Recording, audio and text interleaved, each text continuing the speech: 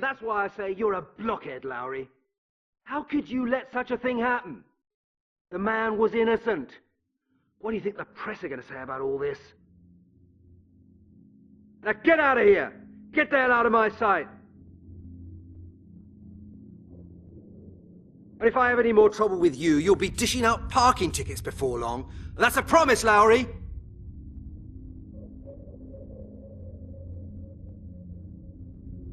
Oh, and here's my good friend Halligan, another one of the invaluable detectives of our glorious murder squad. Don't just stand there gaping, come in.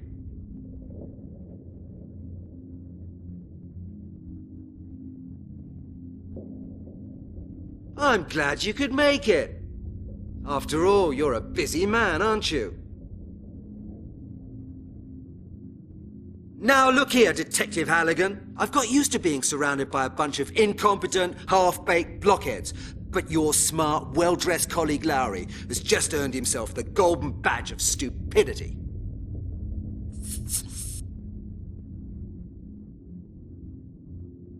Halligan, we've got a bit of a problem. We've had an innocent man locked up in jail.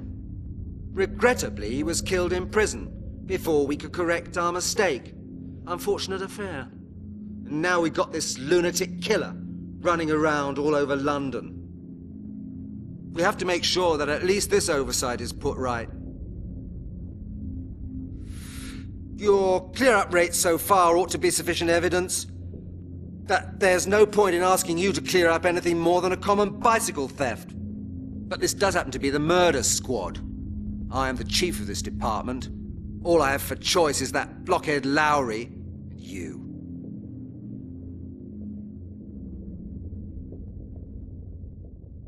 Okay, Chief. What do you want me to do?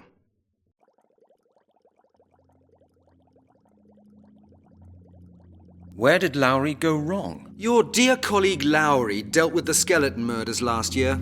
You should know that, Halligan. Lowry worked on the case for several months and finally managed to pull a culprit out of the hat. A butcher from South London. A married man with kids. They gave him a life sentence. He was in jail till 3 weeks ago.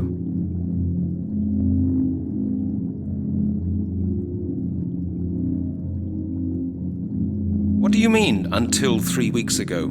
Did they let him go? In a way, yes. They let him go in a coffin. He was stabbed by a fellow inmate.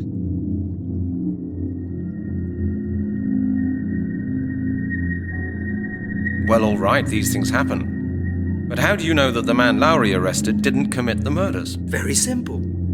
Dead people don't go around committing more murders.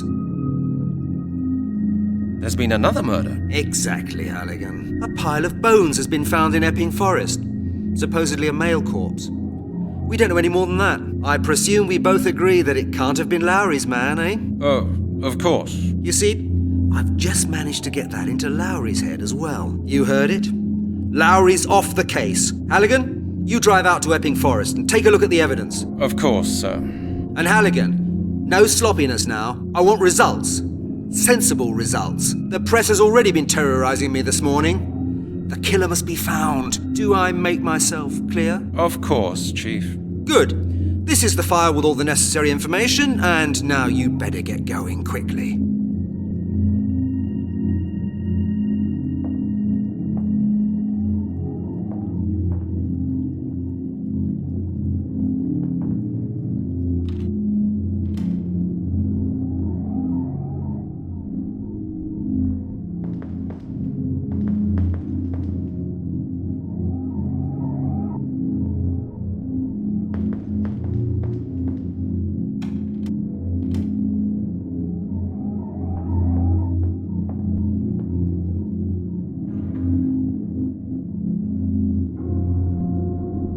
Is there anything worse than thirst?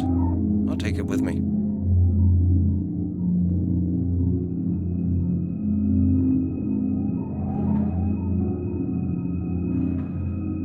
I'll take it with me. Maybe I'll give it back to Miss Browning today. I'm determined to give up smoking. Leave those alone.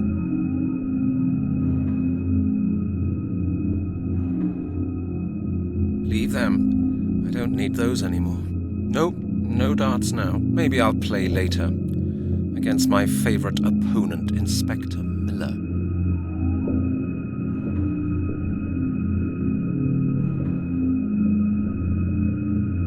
I've already taken one this morning.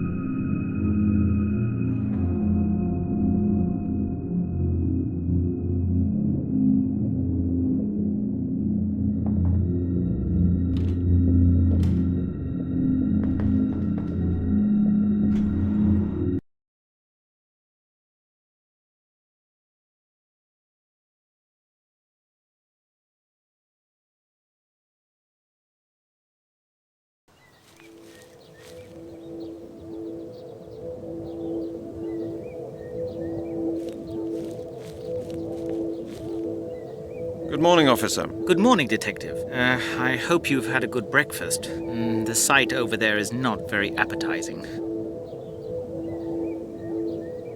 Oh, well, you know, I've got used to it. When were the bones discovered? At 5:30 a.m. by a jogger. He phoned us.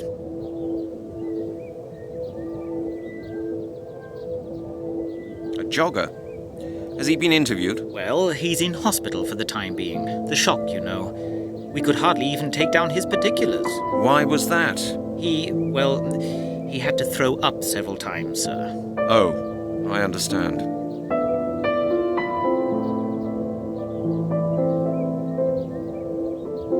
Could he have left the bones here? It's not impossible, but I don't really believe it. He's a tourist and only arrived in London last night. I suppose he came here by accident. He's a tourist?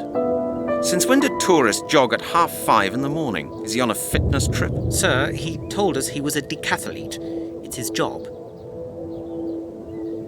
Okay, officer, that was it. Thank you. Any time, sir.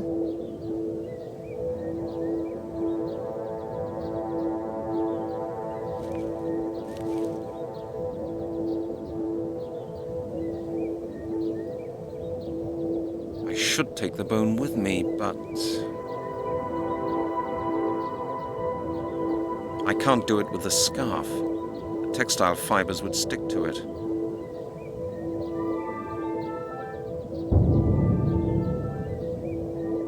That is no important evidence. The green scarf. A roll of plastic bags to secure. Strange.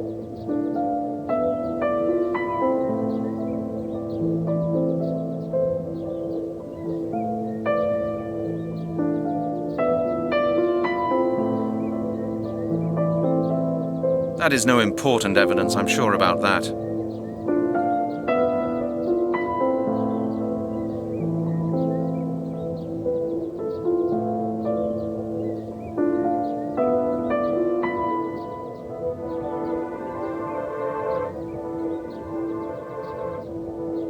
A roll of plastic bags to secure evidence.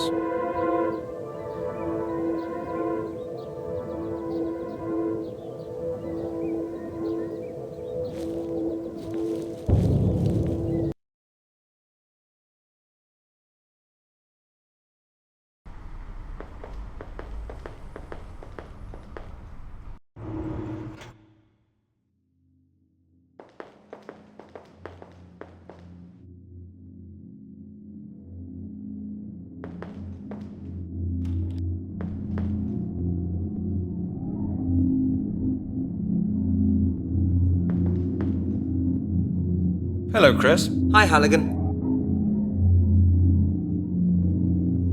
I've just come back from the place where they found the bones in Epping Forest. And? Trailblazing new findings? I've got something here I'd like you to have a look at. Show me.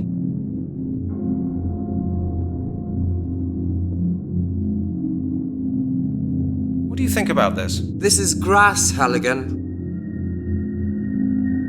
Do you notice anything about it? The grass looks slightly burnt, I'd say. Precisely. I think so as well. Could you check that more exactly for me? What for? This is plain, slightly burnt grass. I can tell you that without checking it. I would like to know if there are any special residues on it. Spirit, charcoal, petrol, something like that. That's an easy one. One moment, I'll just have a look at it. Doesn't look like it, Halligan. No traces of incendiaries. It's not burnt that much. Can bones get that hot in the sun? Well, I don't think this is very likely in autumn. But right now, I can't say much more about that either. Okay, Chris. See you later on. They would have surprised. That's the bone from Epping Forest. Wrapped up just the way it should be. Chris, I've got something for you here. Could you have a quick look at it? That's a thigh bone. Also from the place where the bones were found, I suppose. Exactly. Okay, Brent. And what do you want to know about it?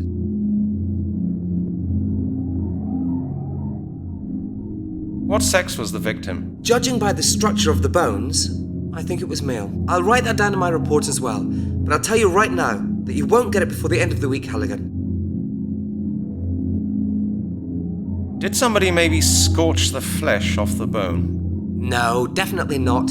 That would look different. I suspect that it was rather cut off, or maybe taken off with acid. You can't tell me more than that about the bones? Chris, that doesn't help me. There's really no more to say about the bones, Halligan. Just wait for my report. You'll have it all nicely written down then. Or, hang on a moment. If you're really interested, go and see Professor Turner. He was the supervisor of a friend's PhD thesis. That's how I met him. He works in an anthropological museum in Oxford. If anybody can say anything about the bones, he can. Okay, thanks for the advice. Don't mention it, Brent.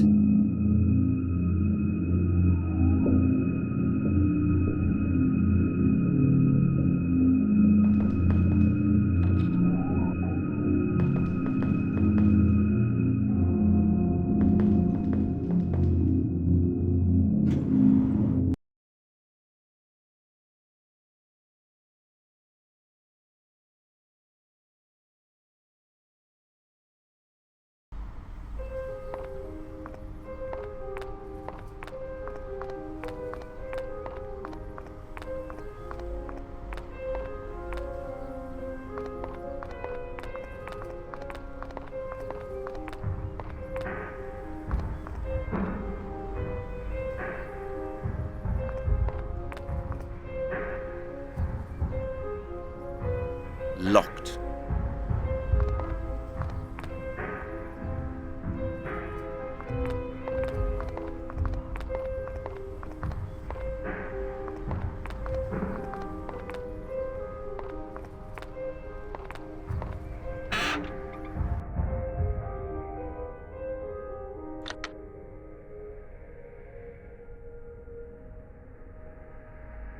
I can't hear any dialing tone.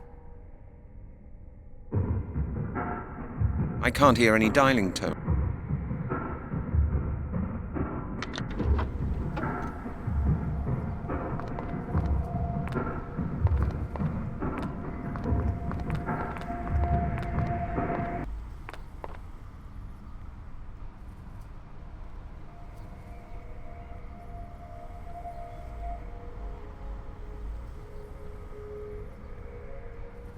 Hello, my friend. Huh? Can I help you somehow? Help? Help? Nobody can help me. Hey, don't despair.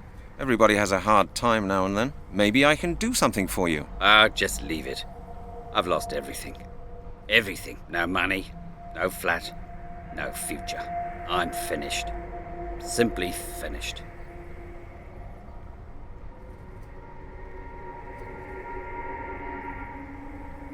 Have you seen anybody going into the museum? Yeah.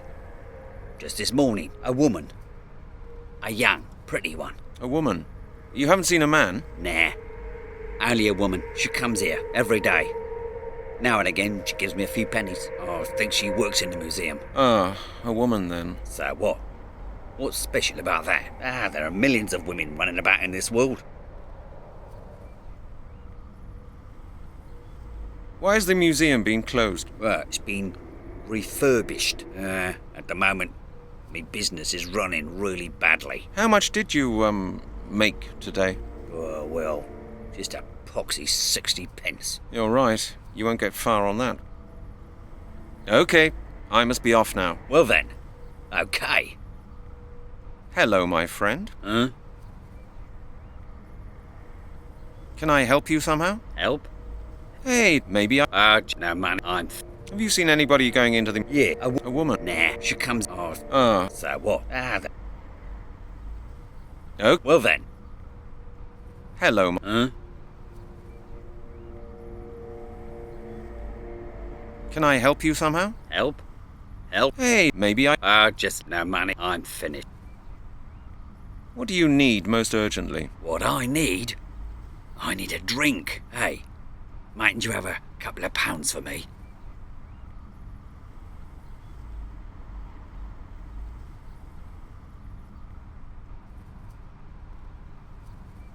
There's money in your hat there. Isn't that enough for a bottle of gut rot? Oh, no. Those pennies wouldn't feed a parking meter. Okay, I must be off now. Well then, okay.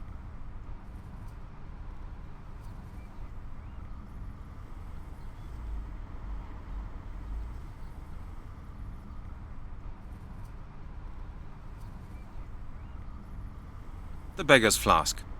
Absolutely empty.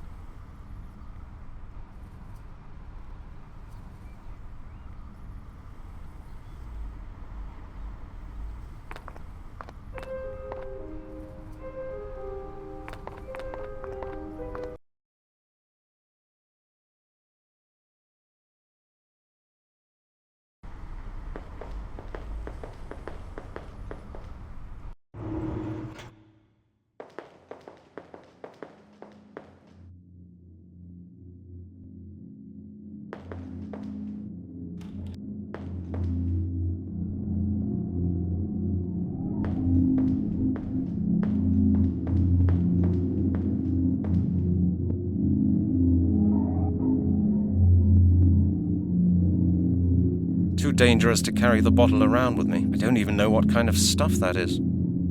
Too dangerous to carry the bottle around with me. I don't even know what kind of stuff that is.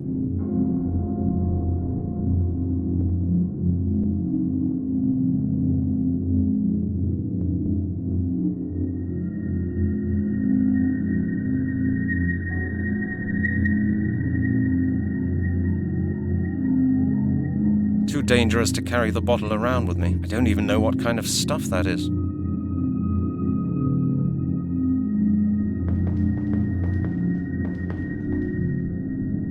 Well, Halligan, how'd you get on at the museum? What did Professor Turner say? Could he help you?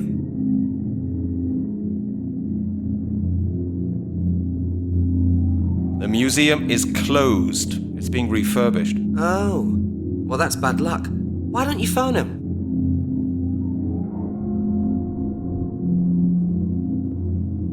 My wallet has disappeared. Have you seen it? Your wallet? No, it isn't here. Was there much money in it? No, a £20 note and some change. Well, it isn't here anyway.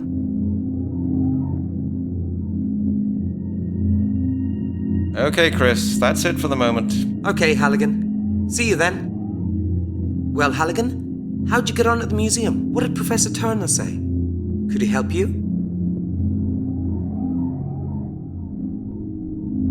Something I wanted to ask you, Chris. What do those flasks contain? Oh, you mean those on the shelves? They contain all sorts of different chemicals I need for my work. Indicator solutions, alcohol, things like that.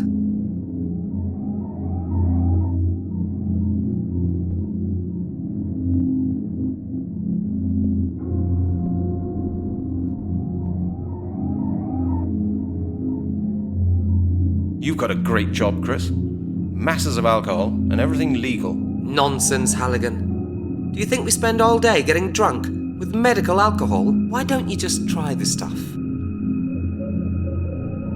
Sure, no problem.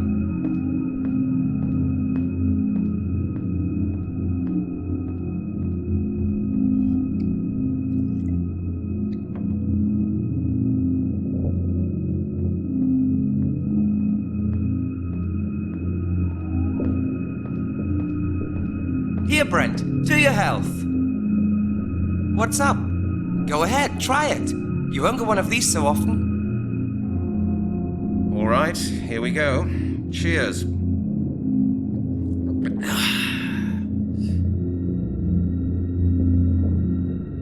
To your health, Brent. An interesting aroma, isn't it? Brent, aren't you feeling very well? Brent, are you sure you're okay?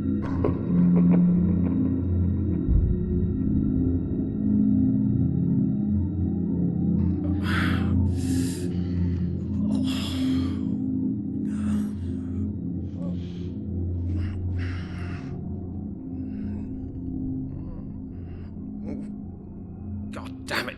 You could knock someone out cold with this kind of stuff, Chris. Chris?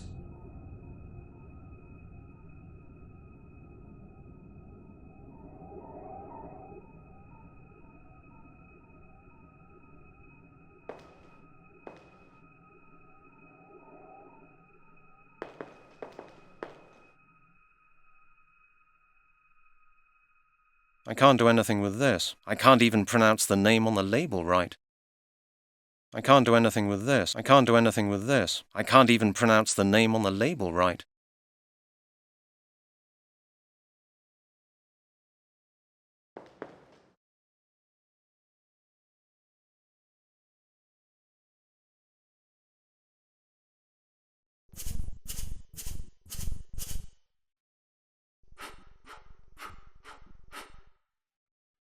Look what we've got here.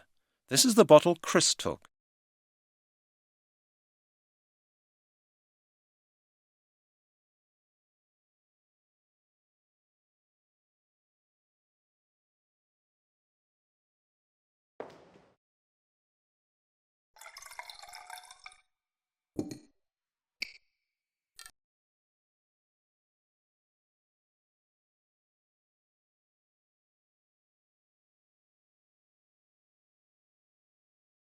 Now the flask is full, with ethanol and apple juice.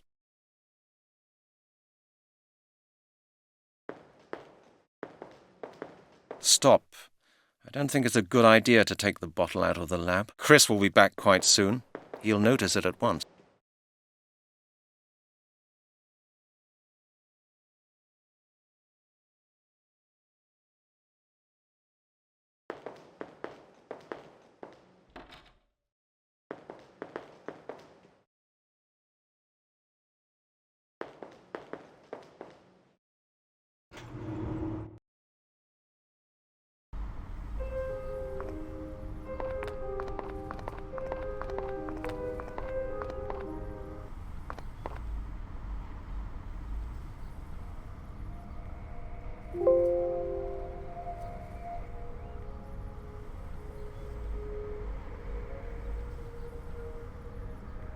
I've got something for you.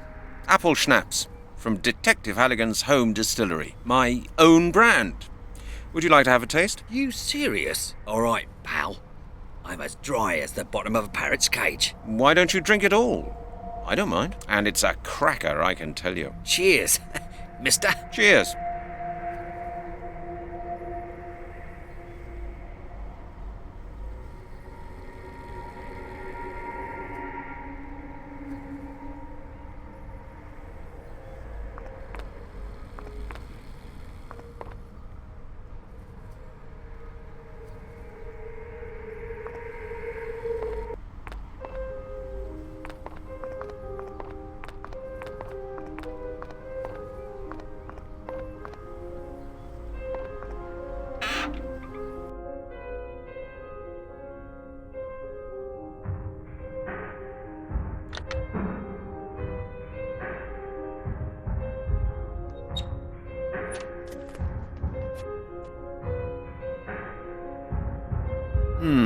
Let's see if the phone number of the museum is listed in here.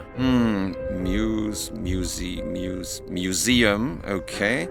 Museum of African Studies, Museum of Ancient History. Here, Anthropological Museum. And the extension of Professor Turner? It's here. I've got it. It won't work without money. What shall I pay for?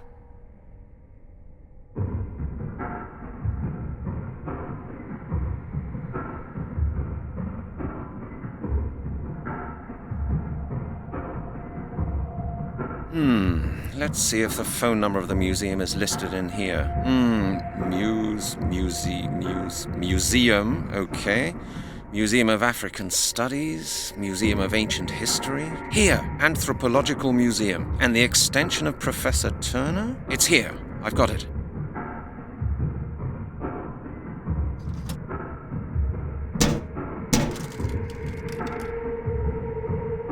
Hello? Hello, who's that? Who am I speaking to?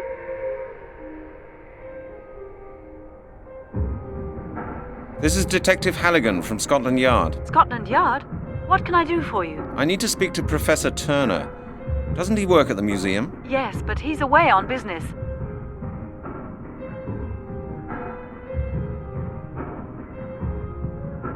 But I really need to speak to him urgently. Professor Turner will not be available while he's on his expedition. I'm afraid you'll have to wait.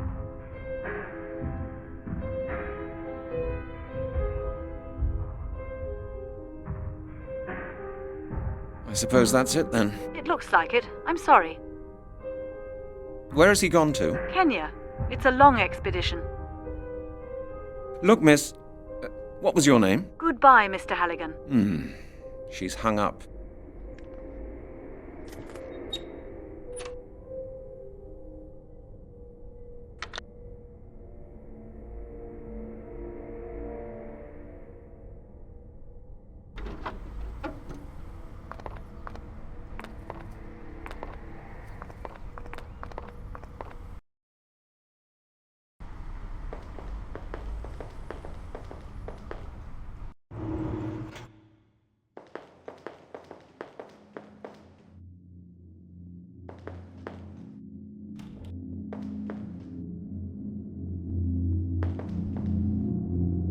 Well, Brent, still got a headache? Don't ask, Chris. Have you managed to contact Professor Turner? Yeah, I phoned him, but he wasn't in. Not in? He's on an expedition. I just talked to some woman who works there. With his extension number? Yes, exactly. Well, Halligan, that was probably his daughter Melanie. She works in the museum as well. My friend told me a lot about her.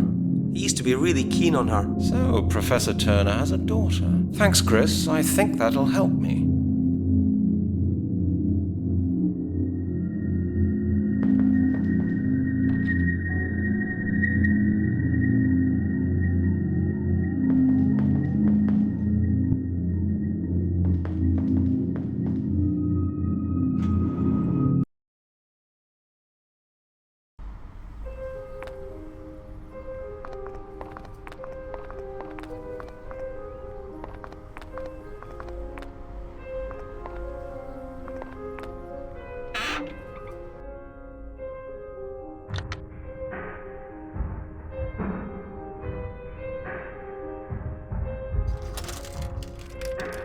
Hello? Hello, this is Halligan again. Please don't hang up, Miss Turner. How do you know my name, Mr. Halligan? Chris Hecker told me that Professor Turner's your father. Yes, that's true. What do you do at the museum? I'm an anthropologist. The same as your father. Yes?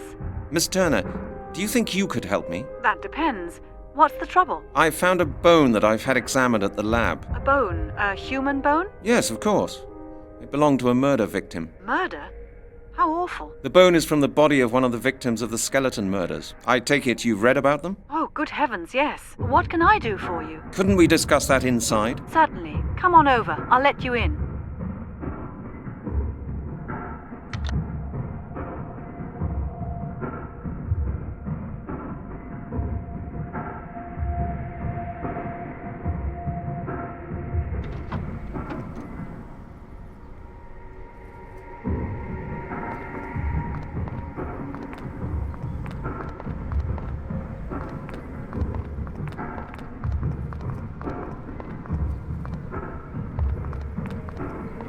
Mr. Halligan? Yes, that's right.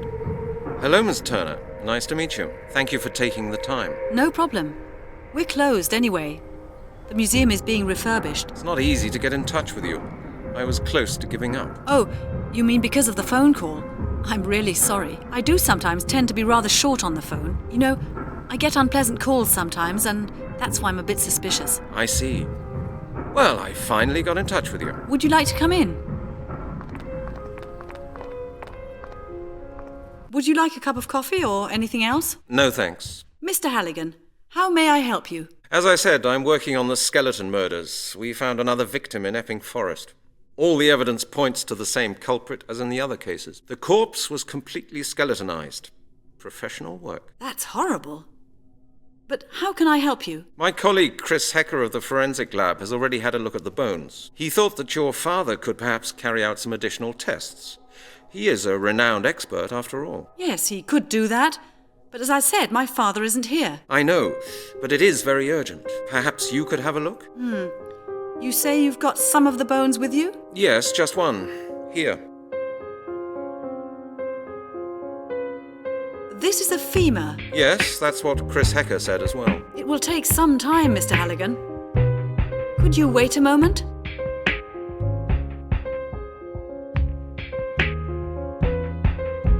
I would like to ask you some questions about your work, just out of interest. What are all these strange things here in your lab? They're things my father and I have brought back from various expeditions. They have to be catalogued, will then become part of the permanent exhibition of our museum. Some things are personal presents. We keep those, of course. You see quite a lot of the world, don't you? Yes, that's part of my job.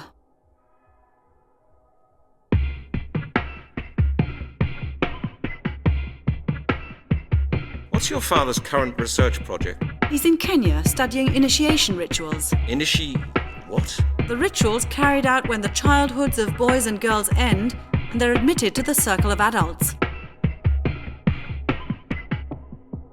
How long have you been working here? Several years. My father helped me to get the job here at the museum. Connections are indispensable nowadays, aren't they? I was the most qualified applicant, but it's not easy to gain acceptance with the old boys of the museum's board when you're a woman. You have to be at least twice as good as the best male applicant. And you were? Of course I was. It's been decided that I'll be the head of the museum as soon as my father retires. When will that be? In 5 years? Then you will have achieved a lot for someone your age. How old do you think I am? I'd say 29. Exactly. That was very interesting. Thank you, Miss Turner. Not at all. I like talking about it. I'm often alone here with my work. It feels good to be able to chat. But now I'll have a look at that bone you brought. Good.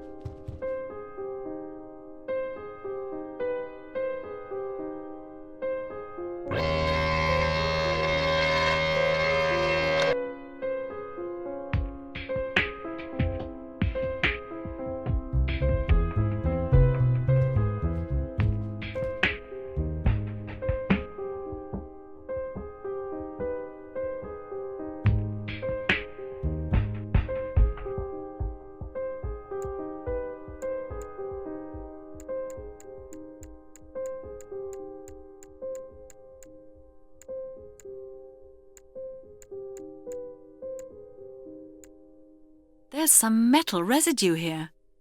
It's gold.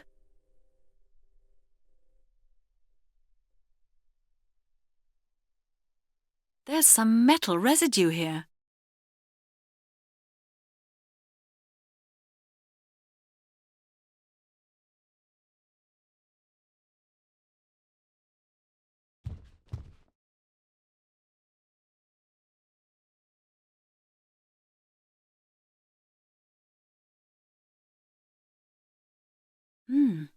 That's interesting. The notches in the bone were made by a sharp instrument. The sickle matches the notches to a T.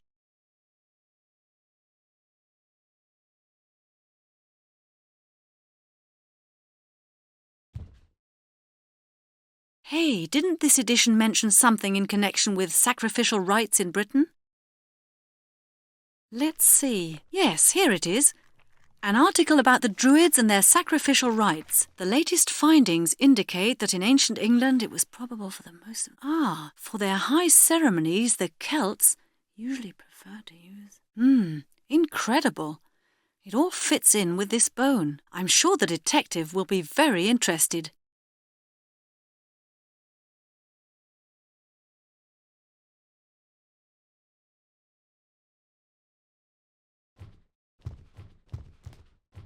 Mr. Halligan?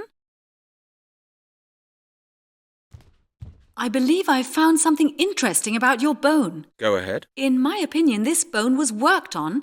With a sickle? Yes, and probably with a sickle made of gold. What makes you think that? The bone bears notches matching the cutting form of a sickle to a T, and I found a trace of gold in one of the notches. A golden sickle? Who would use a weapon like that in order to cut a human being to pieces? That's what I asked myself as well. I found an interesting article which could help us. According to the historian Arthur Blake, the Britannic Druids carried out very bloody sacrificial rites. He found out that such rites took place at major celebrations of the Celts. He assumes that consecrated golden sickles were used for those rites. And how does he know about these things? He learned about it from old inscriptions he's translating at the moment. Interesting, huh? Celts? Druids? Quite some time has passed since then, hasn't it? Of course, but the descriptions in the article absolutely match the findings on your bone, Mr. Halligan. I'm sure the author of the article can help you.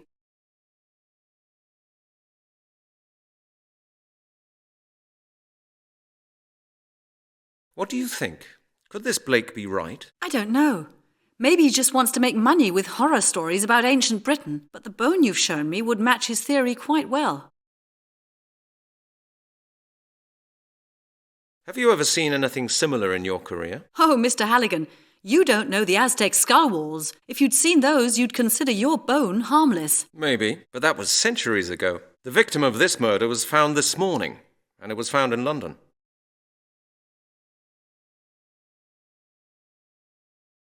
So you think this murder could be a ritual murder? Yes, it would be possible.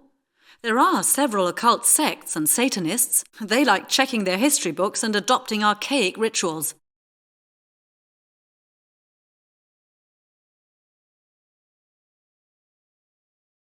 I'm going there now. Mr. Halligan, I'm interested in this, particularly because of my job. I'd like to help you with your case. Would you take me with you? Impossible. It's confidential police work. I have to see him on my own. I'm sorry. I'm sure my knowledge would be to your advantage, Mr. Halligan, and I think it would be really interesting to work on a case like that. Oh, when I think about it, perhaps that's not a bad idea at all. Perhaps there will be more examinations to be done. Okay, Miss Turner, let's do it like this. I'll keep you informed on the case. If I hear anything new or if I need your help, I'll contact you. What do you think? All right. I'll see you later then. Yeah, see you later. And thank you, Miss Turner.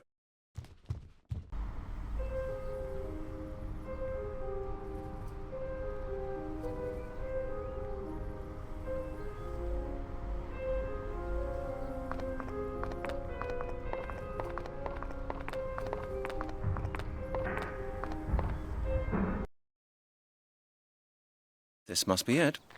Pretty out of the way.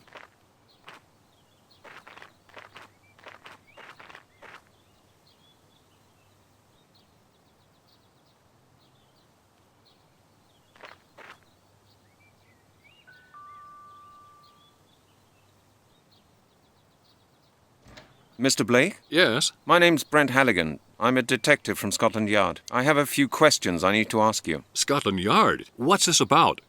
Is something wrong? I'd rather we discuss this in private. Do you mind if I come in? I'm not sure. What's happened? Is there a problem with one of my publications? No, sir. I'm investigating a murder case. Perhaps you could help me? It really won't take very long. Murder? How awful. But what's it got to do with me? Mr. Blake, I'd really prefer it if we could go somewhere a little more private. May I come in? Well, yes, certainly. Come on in.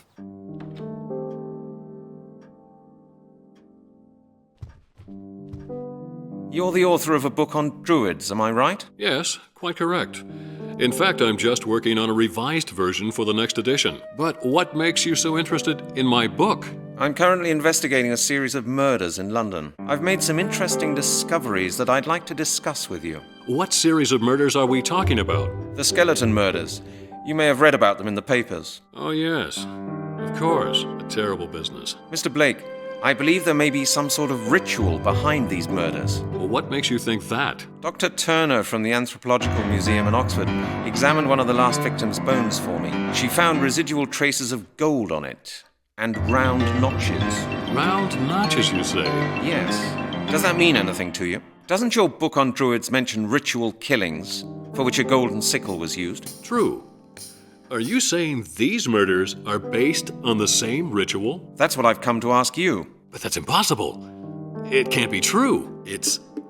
my God. It would be unthinkable. It would confirm all my translations. I've been researching the history of the Druids for 30 years now, but I've never yet found proof of my greatest fears. Your greatest fears? Yes, the perfection of the final ritual, the final confirmation of the Druids' power.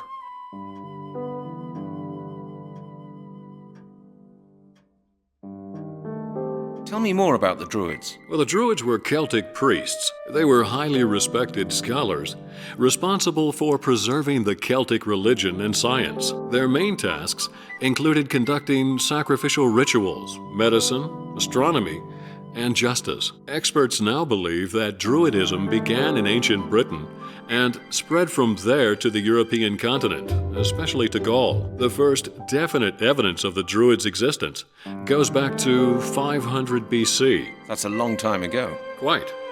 And for at least 500 years from then on, the Druids were the most important class of Celtic society. What happened then? Well, with Britain and Gaul being conquered by the Romans, the Druids were quickly suppressed. Their doctrine was abolished and replaced by Roman tenets. In the end, Christianity took over. And by around 1000 AD, Druidism seems to have vanished.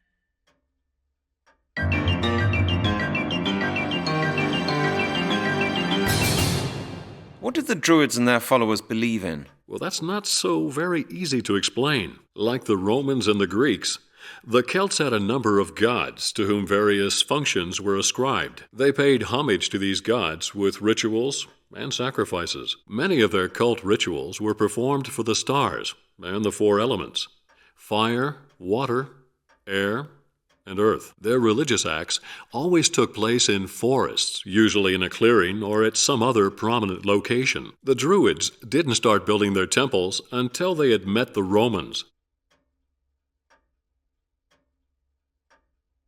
What were their rituals like? Well, they mainly made sacrifices on special occasions. Druids would burn plants and twigs to transfer them into the realm of the divine. That doesn't sound so terrible. No, but they also sacrificed animals, mostly rams or pigs. Roman writers even mention cruel human sacrifices, crucifixions, decapitations, and regular slaughters on the altar. What? Oh, that's horrific. Not all of these stories are based on definite facts, Mr. Halligan.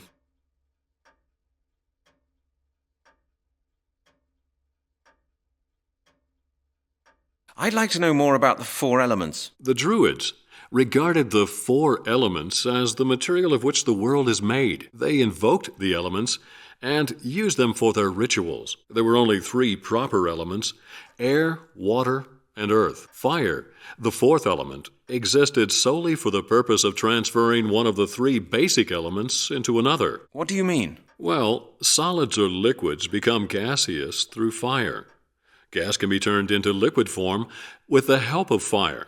Take a mixture of hydrogen and oxygen, for example. Fire, therefore, represents transformation, the transferal of one element into a new condition. That sounds pretty complicated. I suppose it does when you first hear it, but it's actually quite simple. Yes, well, that's what my colleague Chris Hecker always tries to tell me whenever he starts lecturing me about chemistry. Quite right, Mr. Halligan. I shouldn't bore you with such details.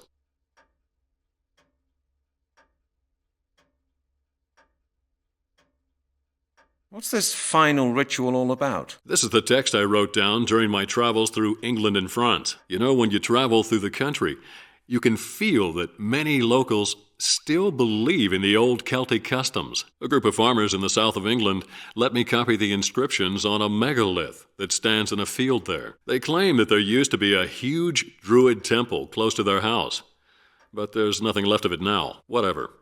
I managed to translate the text, at least in part. Okay, Mr. Blake, please come to the point. What does it say? It says that the last of the Druids saw the fall of their priesthood coming in the year 1000 AD. In the confusion surrounding the final destruction of the order, a demonic superior Druid seized power, using his knowledge of Druid magic, not for the good of his people and to honor the gods, but to submit all of mankind to his rule. In order to secure the survival of the Druid's tradition, and to complete his devilish work, he organized a final ritual, transferring the knowledge and power of the last of the Druids to 5 infants. These infants have always been referred to as the inheritors. Go on. The inscription says that the ritual was not entirely completed. I've not yet been able to discover why. But from what I've learnt, the inheritors are strong and powerful enough to one day complete the ritual by themselves.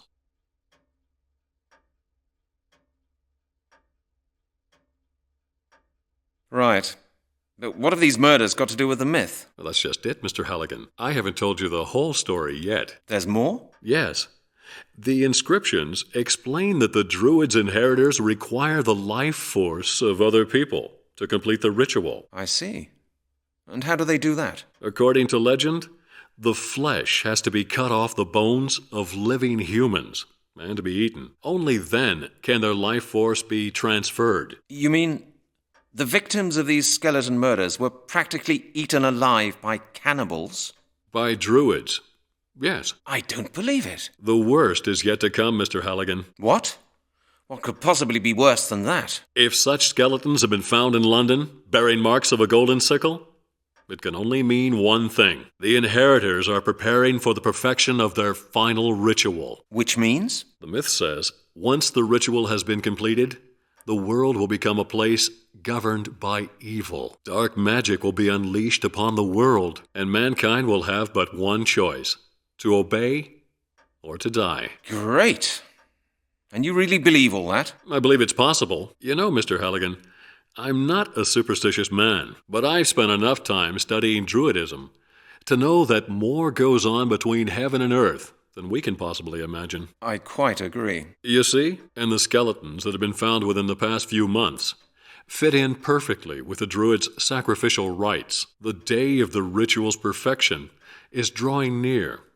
Of that I'm certain. What we're looking at right now is just the beginning. Before we're through, more people will die, and the inheritors will soon be strong enough. What can we do about it? Time is running out, Mr. Halligan. You must find the inheritors and put them out of action.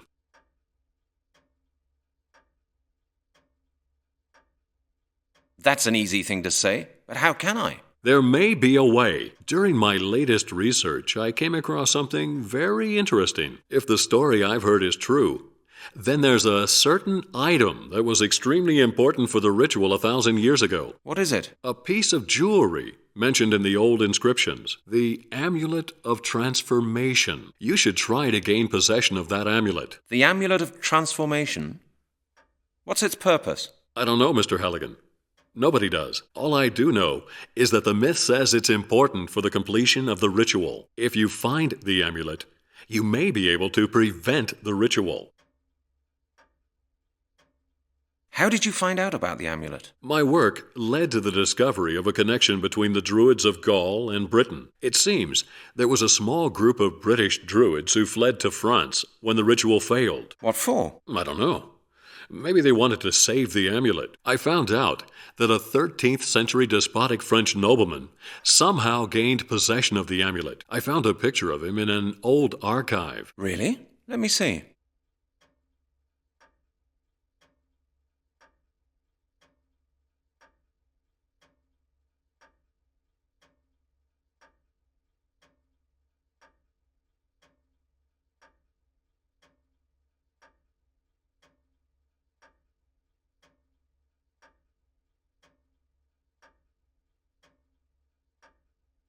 Well, he doesn't look particularly friendly. Was he a druid? Well, he must have had something to do with the Druids, but I really can't tell you how he gained possession of the amulet.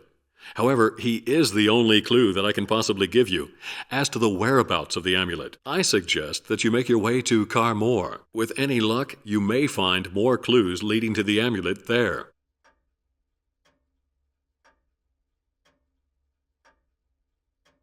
All right, Mr. Blake. I'll get going immediately. Take care of yourself, Mr. Halligan. Good luck.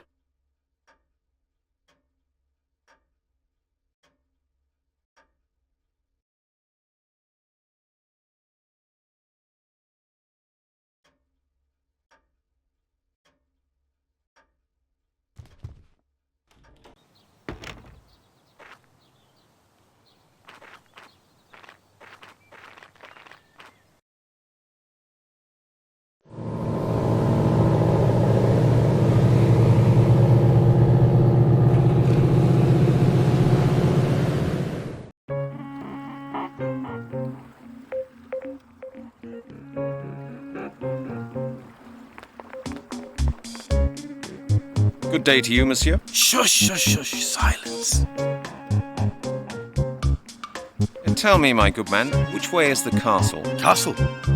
Oh, you mean the burnt down mound of rubble on the outskirts of the village, I suppose? Yes, that's it. What do you want to go there for?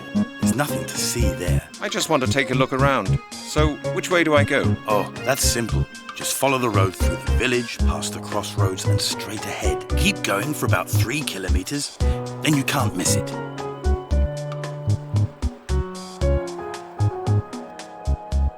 Have you ever heard of the Lord of the Castle of Carmore? Yes, of course. My parents used to tell me about him in order to scare me when I wouldn't go to bed. For the children of Carmore, the Lord was a kind of bogeyman, you know. Our parents used to tell us horror stories about him. What did they say? That villagers used to vanish, that the Lord would catch and kill little children. They told me, "Pierre, sleep now, or the Lord will come and get you." I remember it as if it had been yesterday.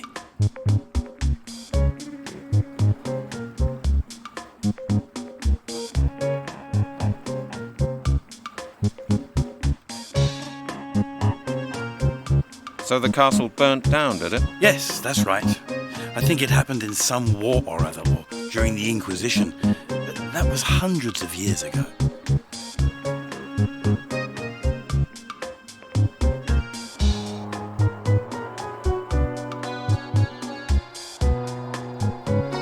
Was the Lord such an evil character then? Oh, yes, so I've heard. They say he murdered his entire family, not to mention half the household. He was a madman, but I don't remember many details of the old stories.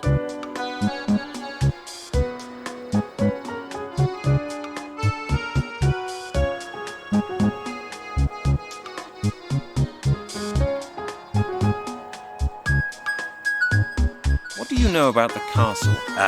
Not much.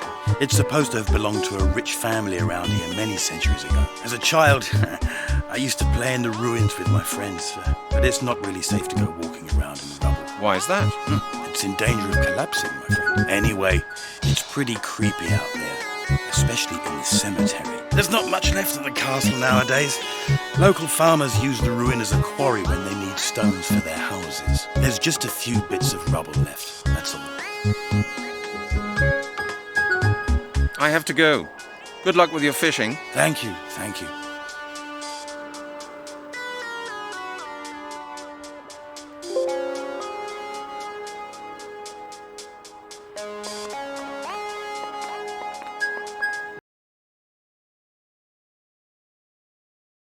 This must be the castle, or rather what's left of it. Pretty creepy.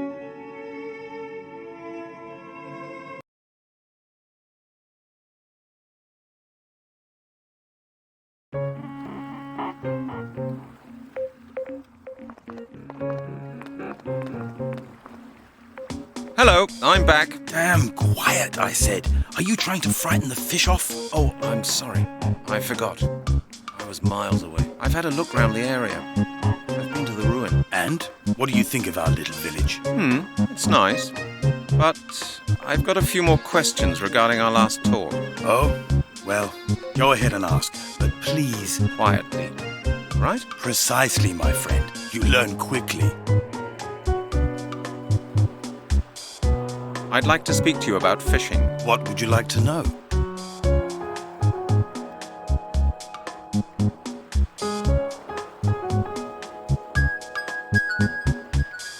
I like your fishing rod. It's a beauty. Yes, nice, isn't it? It's an enhanced fiberglass telescope ultralight 47, the latest model.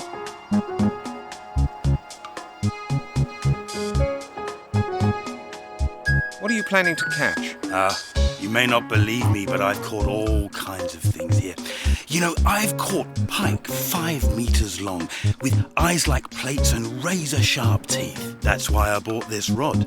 The last one was pulled clean out of my hands by one of those beasts. Do you expect me to believe that? Of course, it's the truth. I swear it. I even had some photos of one of those fish, but I'm afraid I lost them. They fell into the water. Right here. And now there's not a shred of evidence to support your story. That is a pity. Don't you believe me? Ask Capitaine Deneuve. He will confirm it. I often show him the fish that I catch. Capitaine Deneuve? Who's that? Oh, you don't know him? He captains the ferry that brought you here. He's over there, on board. He's experienced a lot and has been all over the place. He knows a lot of stories. Incredible stories. Oh? Like what, for example? You'll have to ask him that yourself. I never really listen properly when he starts spinning his yarns. He's bound to tell you a story or two. You just have to know how to deal with him.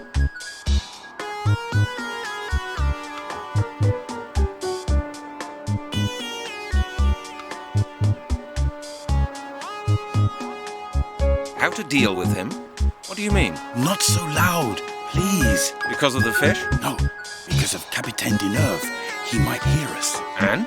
Look, I'll tell you something. Deneuve's a bit strange.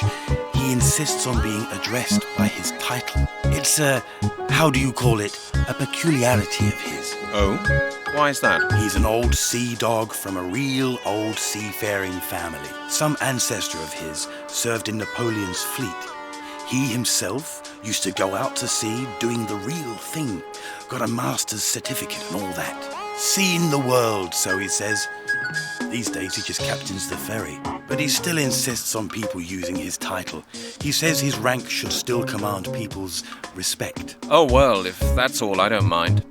What do I have to call him then? Monsieur le Capitaine Charles Deneuve. That's his full title. He'll appreciate that. Got it. Thanks for the hint. I have to go. Good luck with your fishing. Thank you, thank you.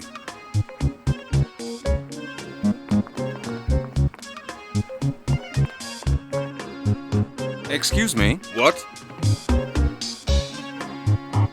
You're Monsieur le Capitaine Charles Deneuve, aren't you? Yes, that is correct, my boy.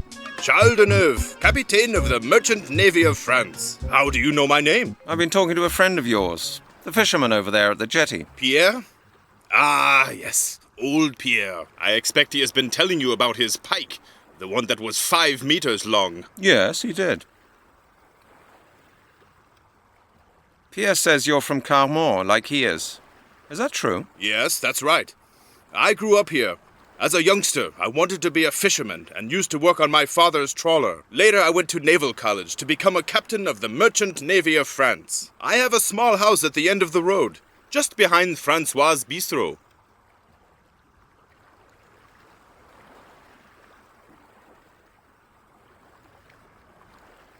You used to work for the Merchant Navy? Yes.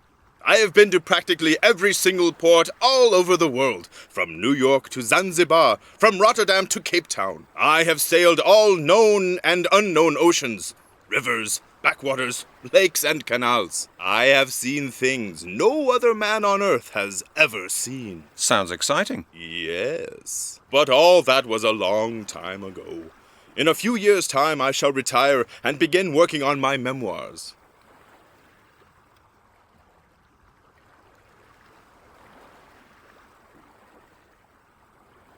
Your memoirs? That sounds interesting. Oh, yes, my boy. I've seen a lot, you know. Disasters, storm tides, elements, mysteries. Really? Won't you tell me more? I have seen ships disappear in the Bermuda Triangle. I saw the Prince of Egypt sink. I witnessed the accident of the Pride of Paris in Cape Town Harbor. You were in all those places? Of course. And that's not all. I have seen tsunamis 40 meters high and octopuses with 16 tentacles. I thought octopuses only had 8 tentacles. Quite, my boy, quite. I have seen things a common landlubber, no offense, my boy, cannot even begin to imagine. Octopuses with twice the normal number of tentacles. What do you say to that? Well, that's quite incredible.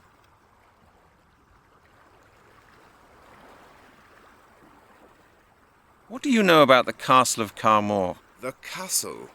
The castle is shrouded in greater mystery than the darkest secrets I have ever experienced or heard of. That's saying something. Precisely, my boy. After all, I have seen and heard more than most mortals could ever dream of. But none of it is as mysterious as the story of the Castle of Carmore and its evil owner. Tell me more about the castle. The Castle of Carmore was once the home of a good and righteous lord. Around 1000 A.D., the Druids came there. You've heard of the Druids, I take it? Oh, yes. Quite a lot, in fact. Go on. Where did these Druids come from? They were the last of the Druids from Britain. Really? Yes, really, my boy. Do you know why they came to the castle? They entrusted the Lord and his family with the safekeeping of something of great value to them. What was it? Nobody ever found out, my boy. All right, what happened then? The item remained in the family's possession for generations. But then the castle went to a descendant of the family who was not good and righteous, but cruel and mean. The evil Lord of Carmore. Was that what he was called? That's what he has been called for centuries. He was a tyrant and a murderer. He enjoyed killing and held satanic ceremonies at the castle. Villagers would disappear from Carmore and never be seen again. They say he was executed during the Inquisition.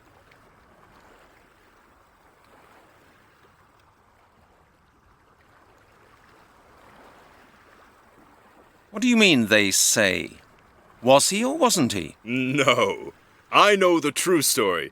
The castle was destroyed before the Inquisition ever began. But how? The truth was told in a very old Breton legend. And? One day, a salt seller by the name of Gergen came to the castle of Carmore and asked the evil lord for a drink of water. But the lord set his dogs on the man. Go on. Out of revenge for the lord's cruelty, Gergen hurled a handful of salt at the castle, which tumbled down immediately, burying the lord beneath it. But why? It was an ancient druid curse.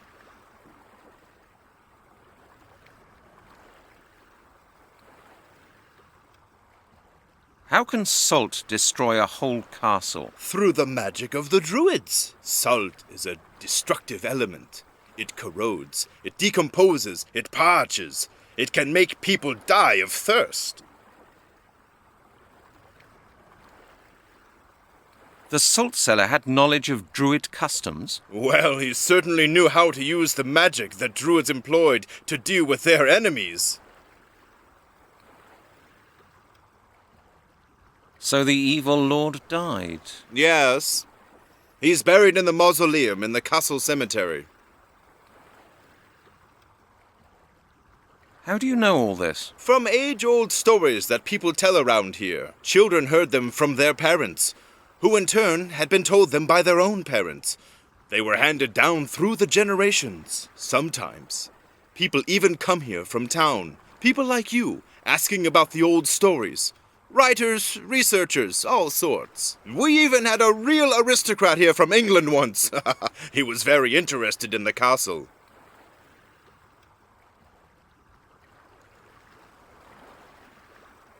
What did the man want? He said he'd lost something out at the ruin. A necklace, a family heirloom. It seems to have been very important to him. The 5 of them spent days searching the ruins. 5? Yes, there were 5 of them. They rented rooms above the bistro. 5 bigwigs in smart suits. One even had a uniform on. Did they find the necklace? No, I don't think so. They left after a couple of days. Interesting. Do you know his name? No, I've forgotten. It was quite a while ago.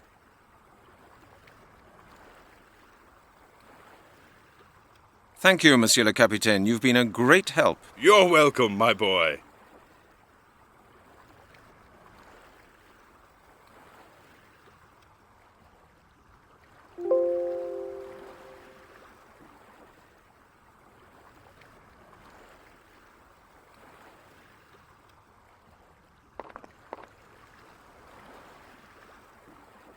Excuse me, Pierre. Yes? Now what? I'd like to ask you something about Capitaine Deneuve. Have you spoken to him? Yes, I have. And you were right. He's a very strange man. Can you really believe everything he says? Well, I'm not sure, quite honestly. He's a sailor, and they're always full of stories. 50 years at sea are a long time. Enough time to experience a great deal, and for a lot of things to become a bit muddled up in one's mind. He certainly seems to say some strange things. I don't think all his stories are true, but there's a core of truth in many of them. You'll have to make up your own mind which of his stories to believe.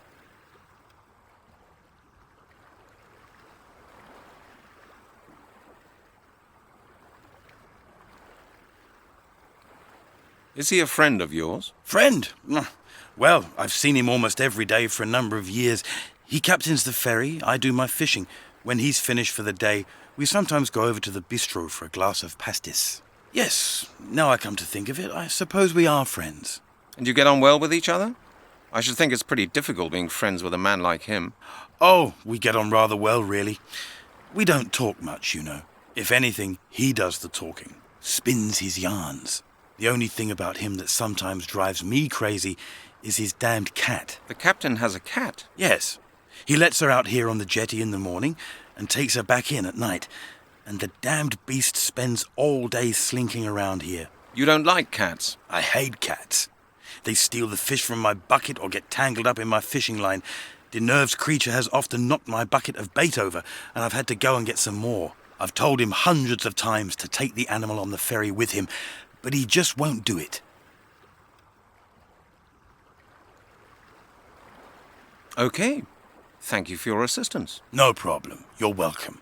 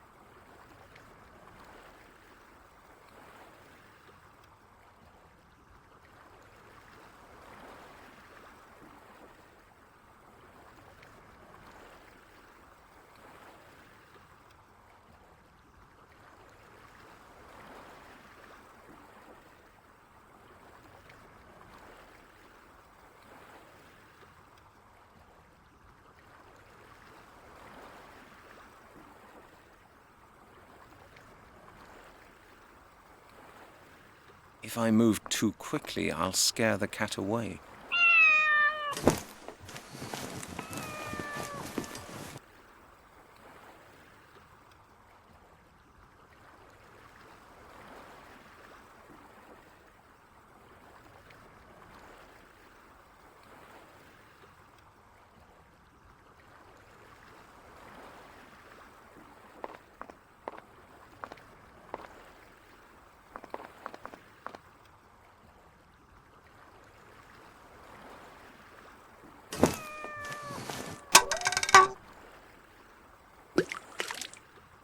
There!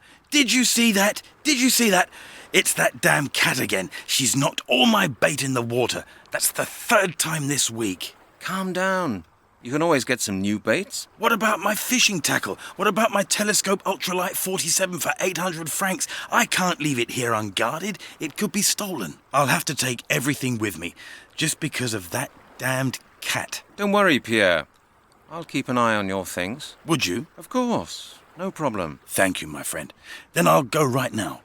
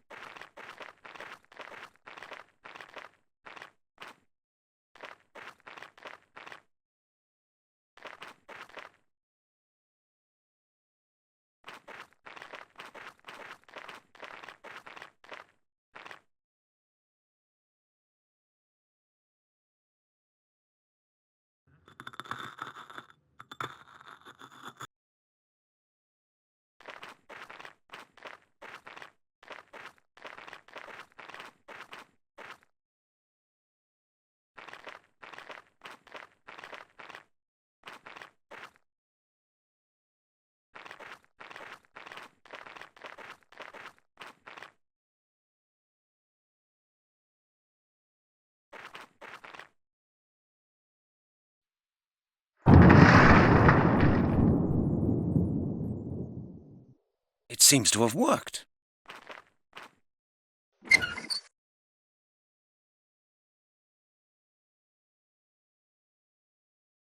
This must be the amulet. I found it.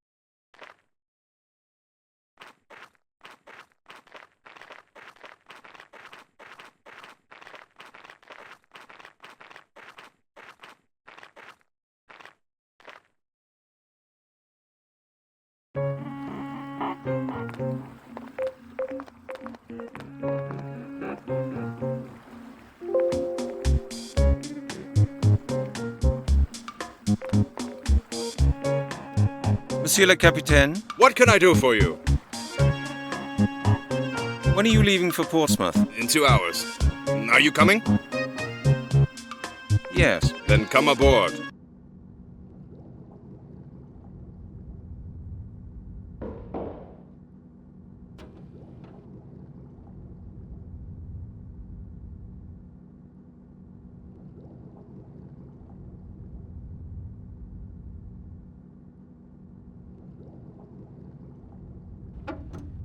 A perfect hiding place for the amulet. No one will find it there. I think I'll go and get some fresh air. I'm feeling a bit queasy.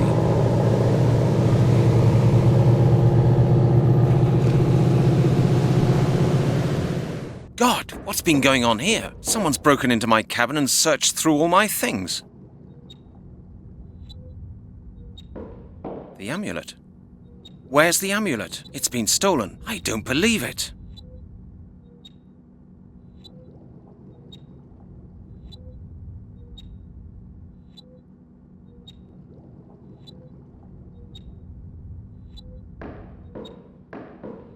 The amulet. Where's the amulet? It's been stolen. I don't believe it. Blast it. The thief must still be on board. But we're pulling into the harbor. I'll never catch him now.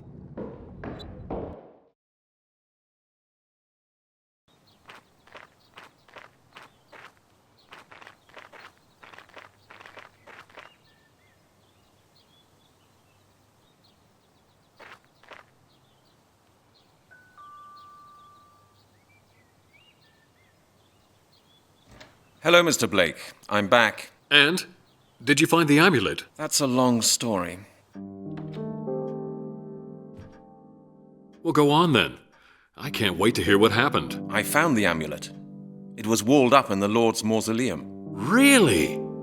It really does exist then. And you've got it. Show me. Well, I did have it, but it was stolen from me. Stolen? How did that happen? No idea.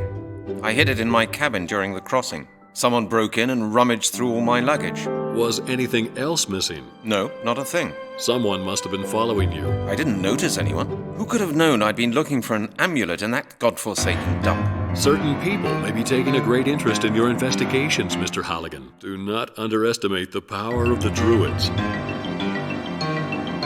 Mr. Blake, are you saying the Druids stole the amulet? That's absurd. The amulet is vital to the perfection of their ritual. Believe me, we're not the only ones with a particular interest in the amulet. The Druids are after it just as much. I thought the Druids ceased to exist 1,000 years ago. It seems there are still some left after all. Just as I suspected, they are among us now. They never left us in the first place.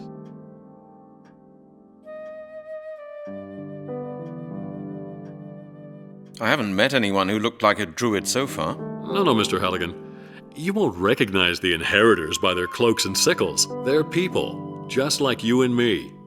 They could be powerful industrialists, high-ranking politicians, or influential military men, people in key positions of society. What can I do then? I can't possibly check up on the entire upper class of British society looking for a couple of Druids.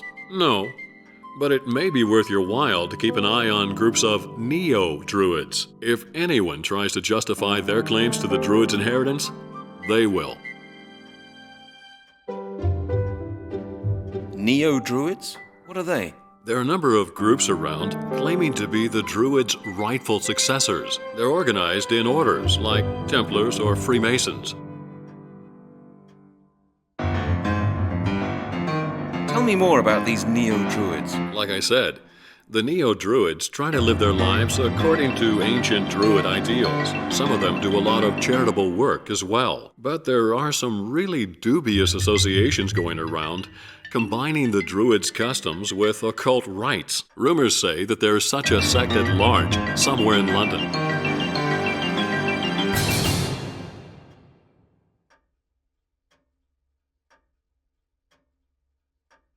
In London, you said? Do you know where I might find these people? I've no idea. All I know is that the only people who know anything about the Order refer to it as the Circle.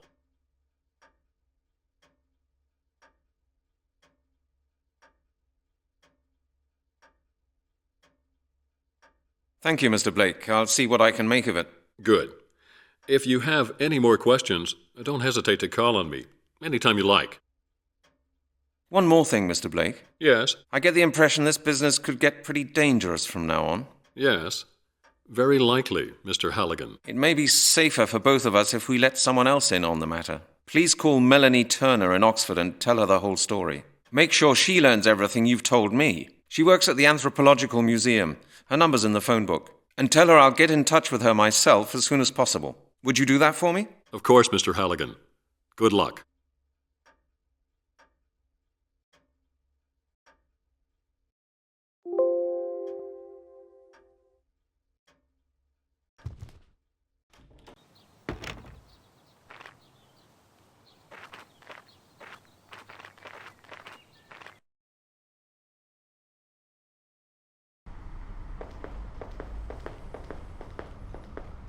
Halligan, into my office at once! Oh, that doesn't sound good.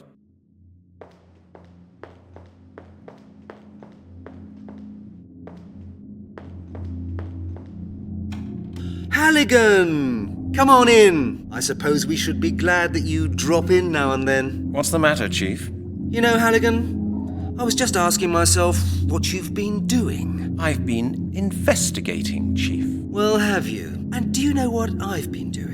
I've been dismissing loads of press people, worried citizens, and politicians from my office. The phone hasn't stopped ringing since this morning. The mayor's been to my office, and I haven't seen much of you. When do you expect to come up with results?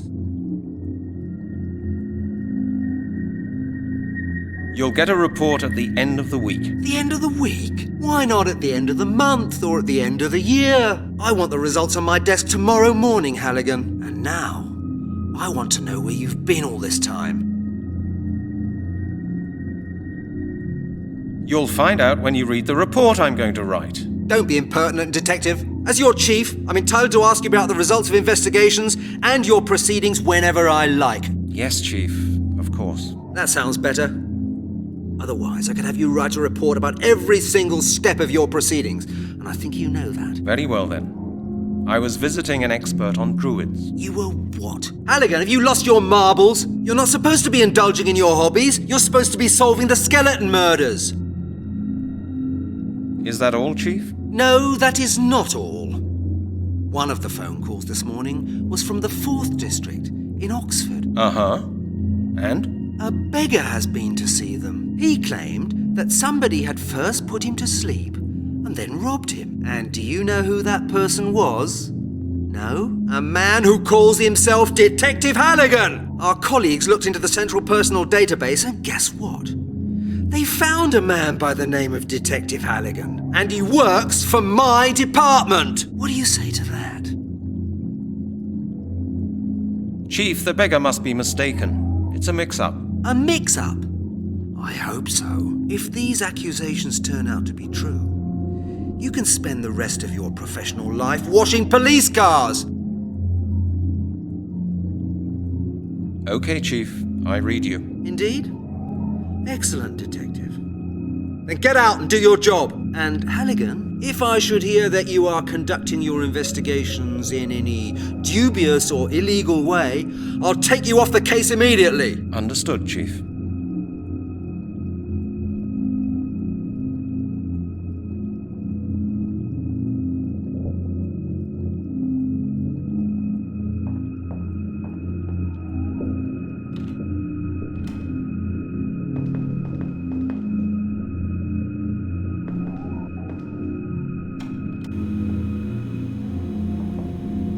Hello, Janet. Hello, Brent. Have you heard? The Chief has handed Lowry's case over to me. The skeleton murders. Yes, and there was no way that I could have missed the conversation between the Chief and Lowry.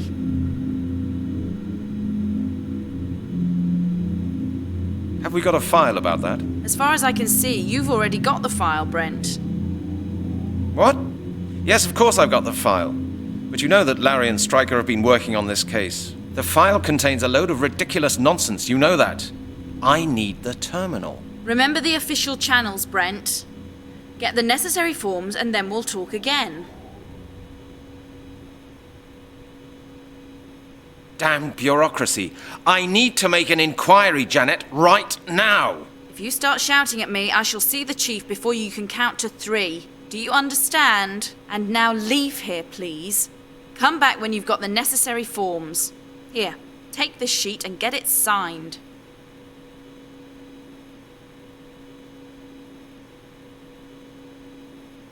I need a signature?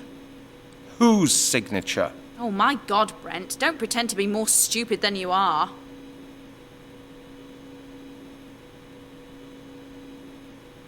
Good. See you later then. Take your time, Brent.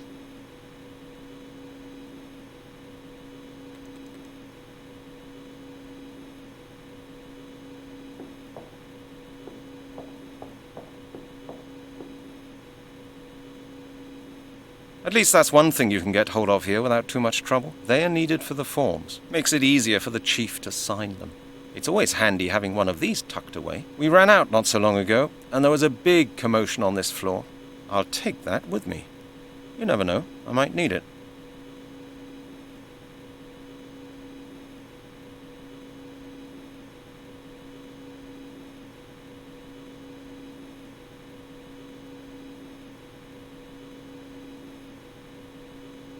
That's futile as well.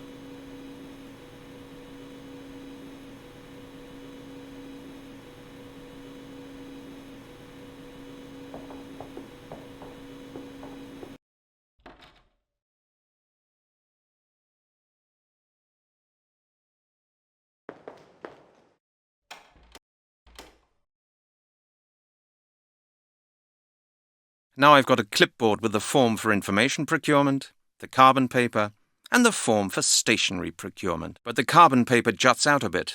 That will be noticed.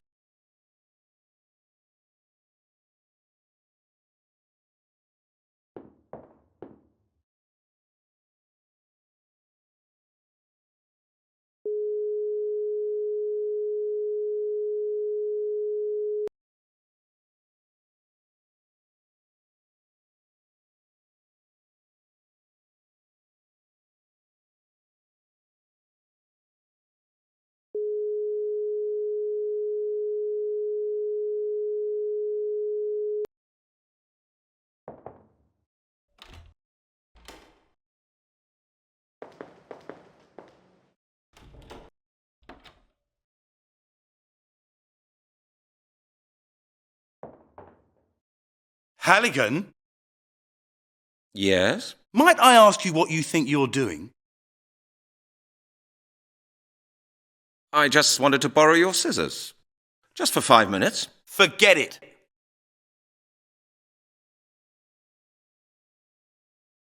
Don't make such a fuss about your blasted scissors. I won't break them.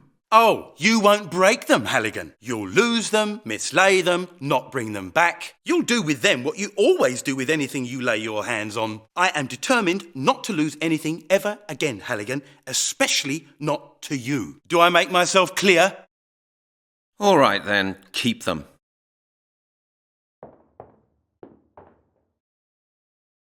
Well, well, well, Detective Halligan, the pride of the department. I hear you've been making yourself pretty scarce here lately. I've been busy. Oh, yes. Important investigations to conduct, eh? Tell me, what worldwide gang of conspirators are you onto this time? Have the aliens landed yet? I'd love to tell you, Larry, if I wasn't aware of the fact that you know a lot more about horsepower and football results than about police work. Ha ha, very good, Halligan. Highly amusing. Have I ever told you that you bore me stiff? Especially today, I regret to say. So be a good boy, tell me what you want, and then clear off.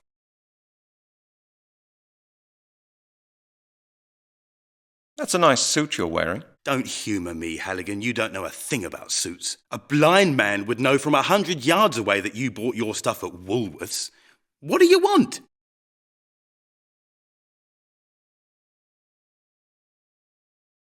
I've still got a couple of questions about your last case, the skeleton murders. My case? It used to be my case, now it's your case. And I wish you every joy with it, Detective Halligan.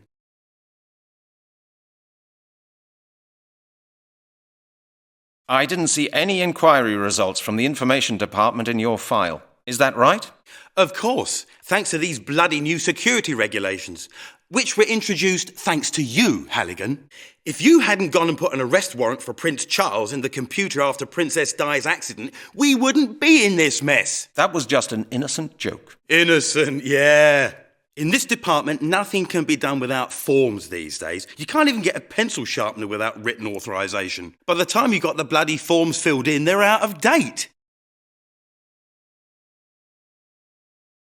And that's why you sent an innocent man to prison? Innocent? That's what you say. The jury found him guilty. What more do you want?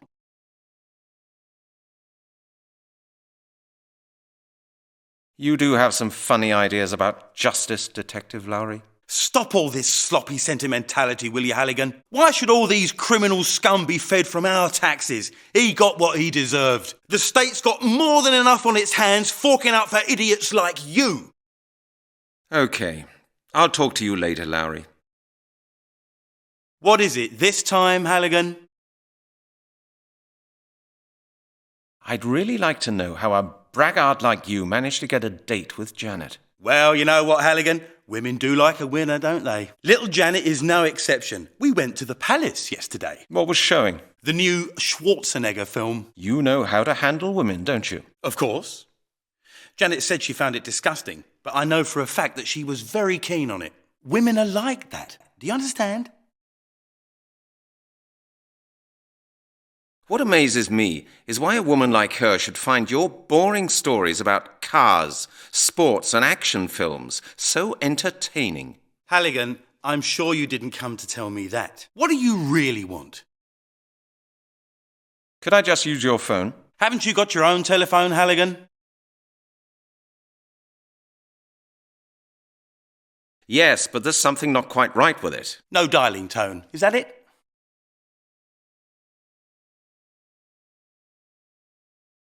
Tell me, Lowry, what's your extension? 196. You know that. Yes, right. I just forgotten it. I don't phone you so very often. Yeah, and that's the way I like it, Halligan. Don't you dare start ringing me up and getting on my nerves. That's right. The chief can explain it to you for certain. Have fun. Okay. I'll talk to you later, Lowry.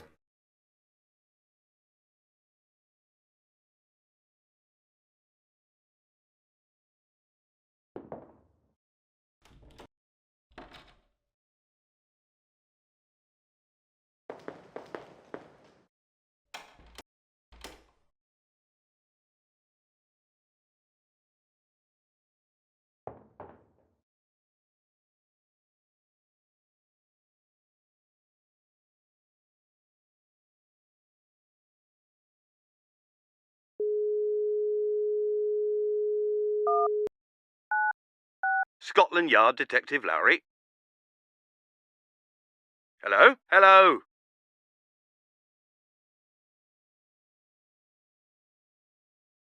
I'd better leave that here.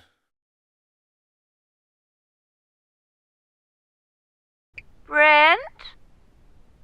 Hello? Is that you? It's your mother. You know, I hate these modern talking machines. I haven't heard anything from you for months now, Brent. Is that any way to treat your mother? Aunt Annie's celebrating her 75th birthday at the weekend. We have both been invited. You will come, won't you? Brent? And please, wear something smart. Do me a favor. Oh, I'd better leave that here.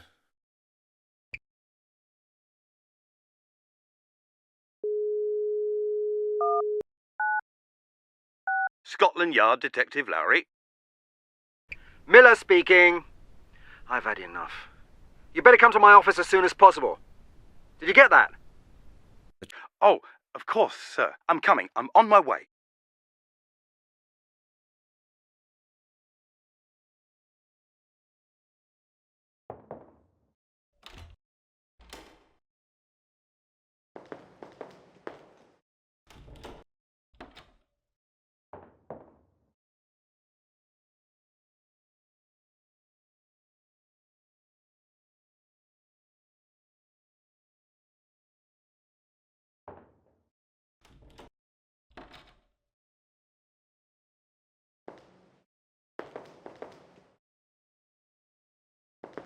Lowry is in there. Rather him than me.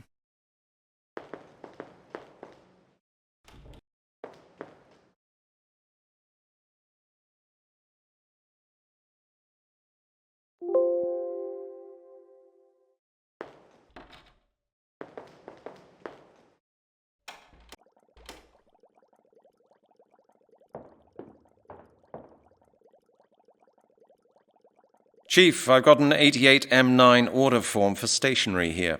For stationery? You need new stationery again? Halligan, you'll lead this department to financial ruin someday, do you know that? Yes, sir. No, sir, it's nothing extravagant. I could do with a new pencil sharpener, that's all. When will you learn to take better care of your things, Halligan? Scotland Yard can't print its own money. Every month the accounts department gives me a hard time because of the deficit. Our budget for office costs is limited. I know, Chief, but I'm not able to work without a minimum of stationery. Here, I've prepared this for you. You just need to sign it. Okay then. Okay, give it to me.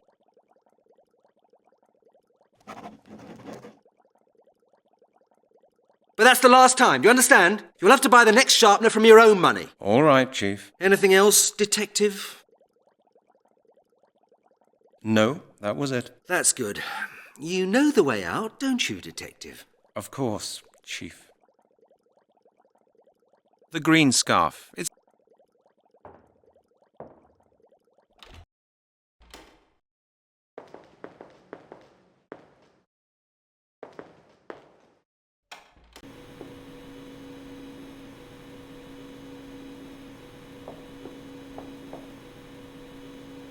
It's me again, Janet. Hello, Brent. How's your case going? Have you got any further yet?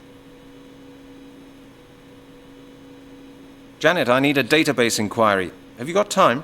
Of course, Brent. Have you got the form for me? Yes, it's here.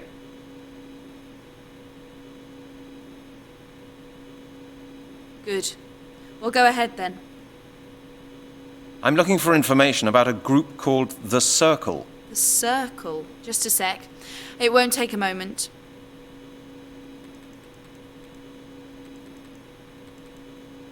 Yes, we've got something in the database about them. Let me see.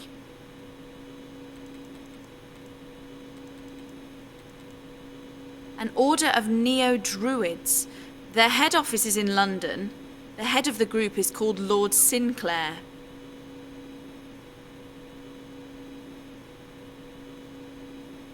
Do we know about anyone with a criminal record within the group? Yeah, just give me a second, Brent.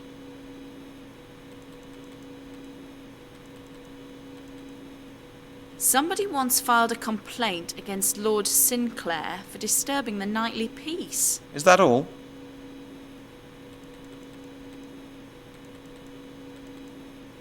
No, hang on. Oh, some months ago, a gardener was killed on Sinclair's estate.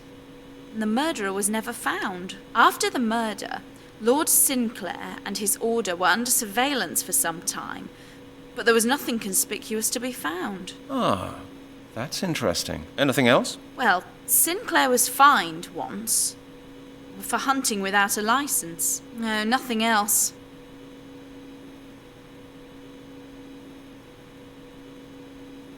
Could you please print that out for me? Of course. Would you mind telling me what these Neo-Druids have to do with your case? Is this one of your usual mad ideas? I don't think so. I'll have a closer look at these people anyway. Well then, happy hunting. Good. Thanks a lot, Janet. I have to go. Okay, Brent. See you later.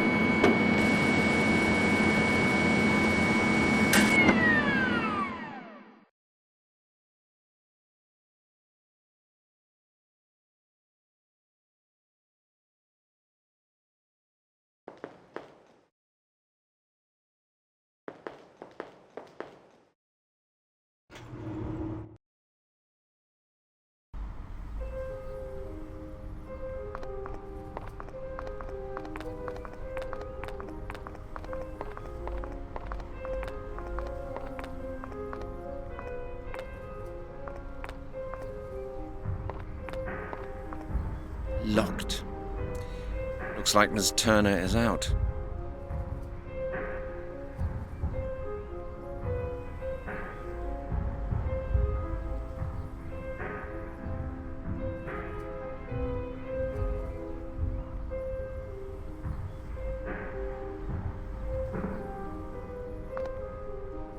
That'll do it.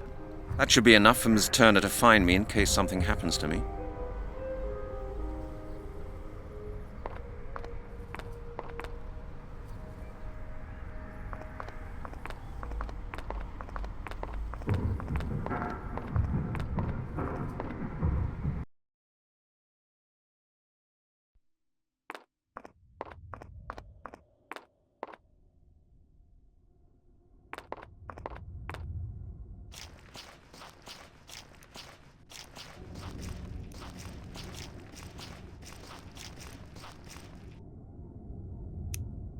Hello.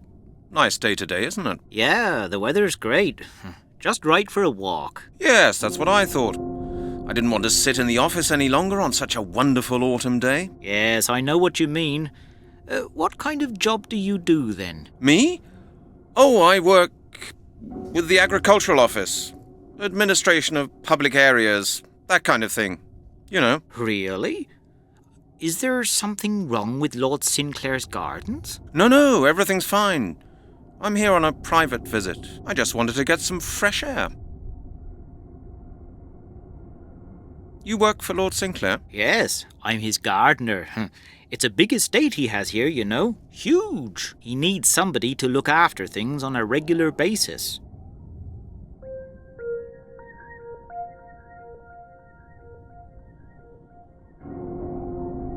When did you start working here? Oh, only a few months ago. The position became vacant through a tragic accident. What kind of accident? Lord Sinclair's last gardener was murdered. What exactly happened? Nobody knows. He was found on the estate, directly under the window of Lord Sinclair's study. His lordship found him himself. And how did he die? Well, that was a terrible thing. He was literally slashed. Some madman must have crept onto the estate. I have to go. Duty calls. Don't work too hard. Thanks. Have a good day.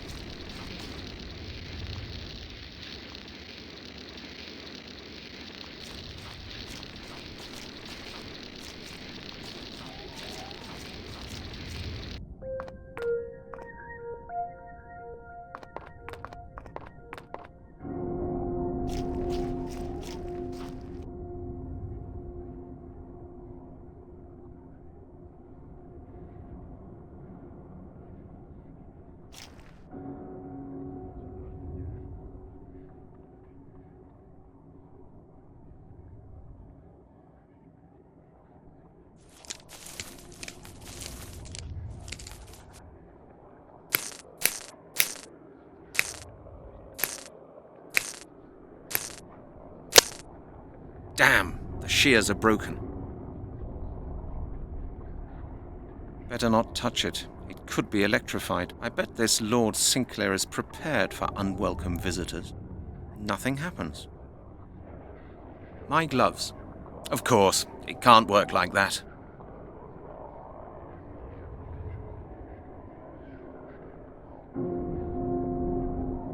Now the bucket's hanging from the fishing rod. Of course, it can't work like that.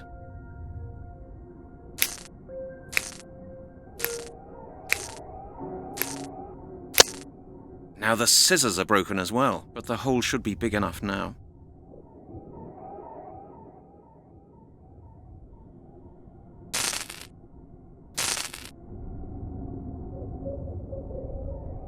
That won't get me any further.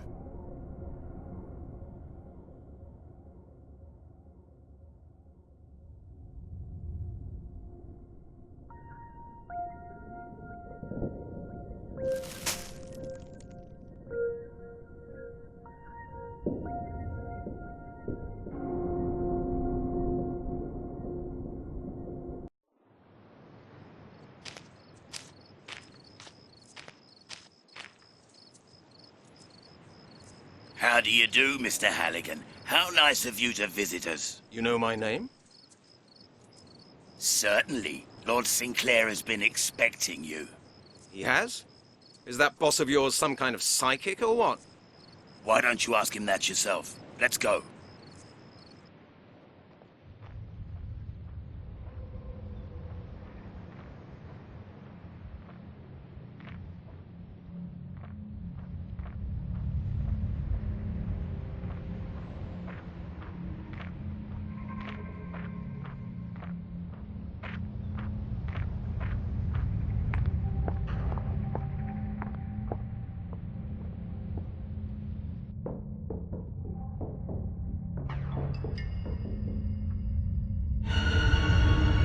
Mr. Halligan, it is a great pleasure to meet you in person at long last.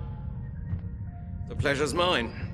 Would you mind telling your charming pet gorilla here to point his damn pistol somewhere else? Please forgive us this precautionary measure, Mr. Halligan. I happen to be a distrustful man. Jack. Lord Sinclair, now that we've met, there are a few questions I'd really like to ask you.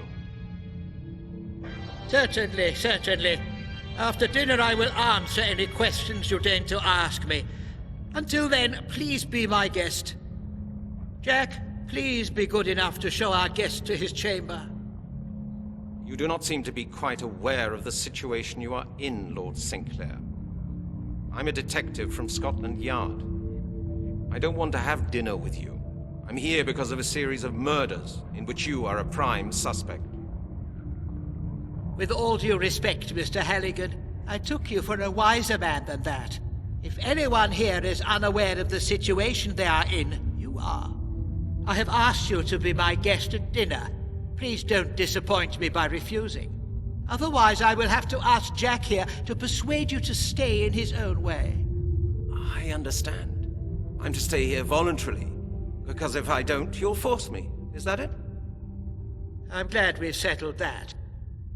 Now, if you would please follow my friend Jack, he will show you to your room. We will discuss everything else in detail later, over dinner. Let's go.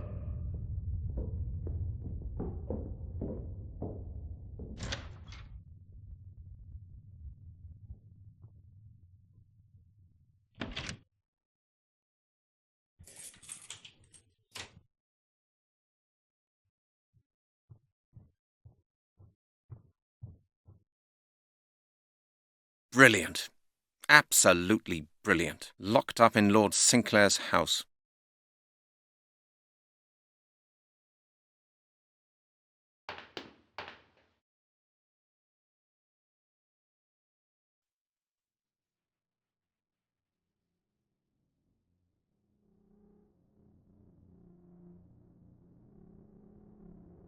Night has arrived. That's all I needed.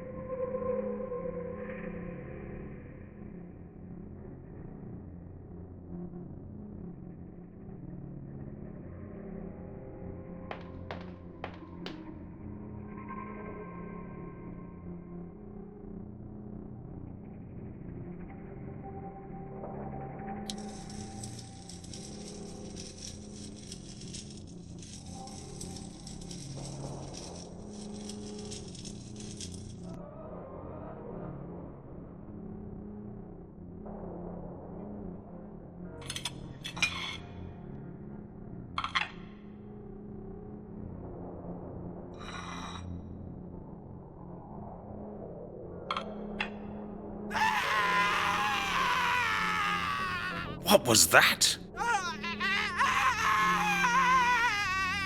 God!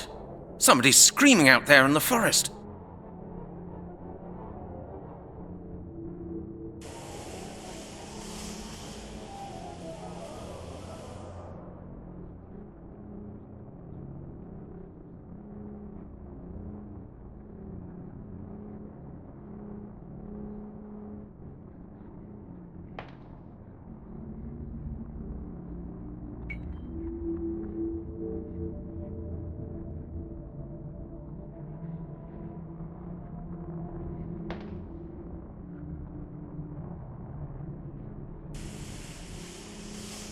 Here we are, the key.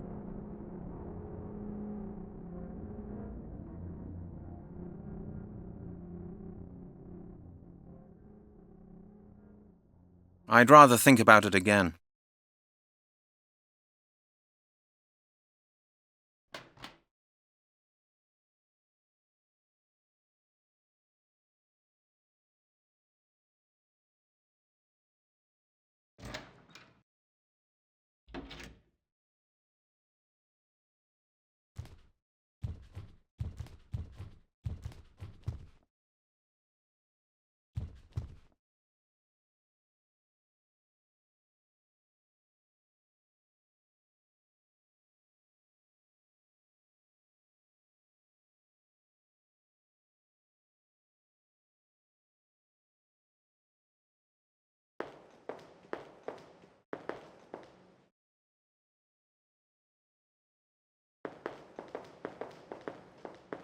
It's locked.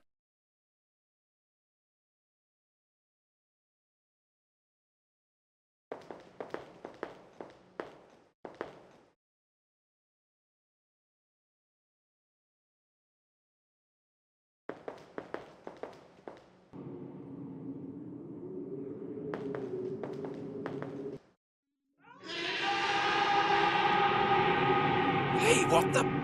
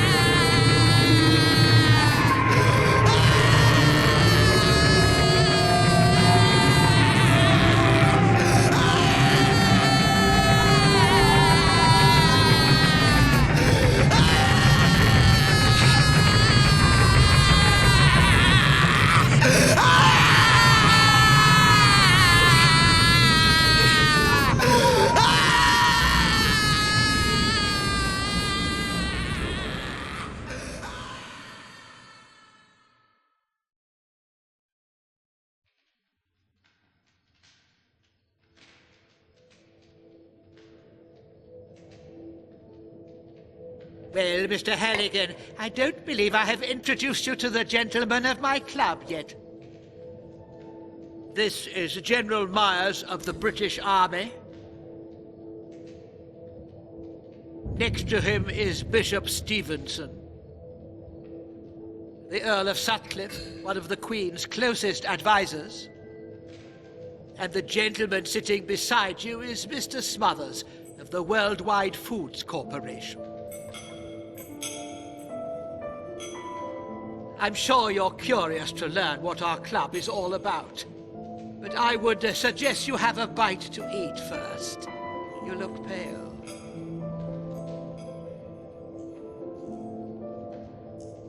You see, Mr. Halligan, you must know we have been following your investigations into these, shall we say, deaths in London for some time. I expect your experience in the park will have convinced you that we are, to a certain degree, responsible for these incidents. As you may have noticed, the meat we are eating at this meal has a rather unique flavor. It is human flesh, Mr. Halligan. This flesh is the source of life force. grants us strength and power.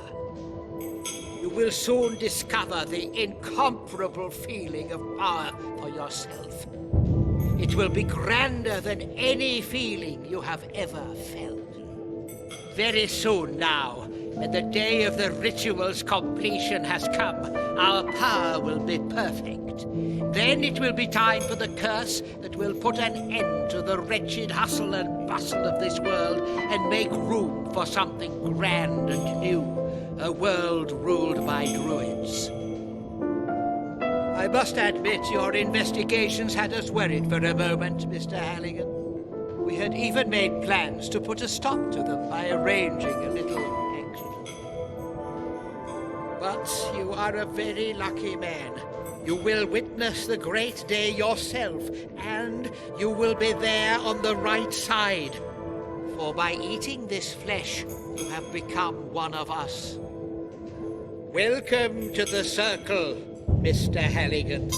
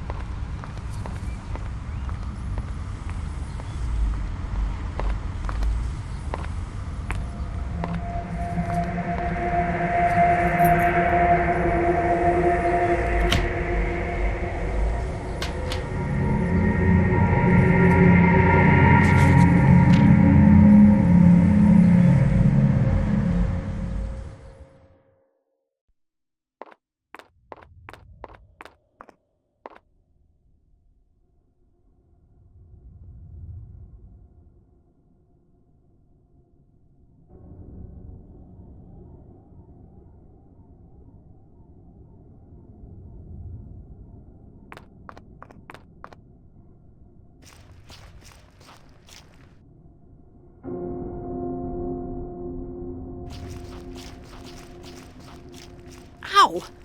There are some stones here.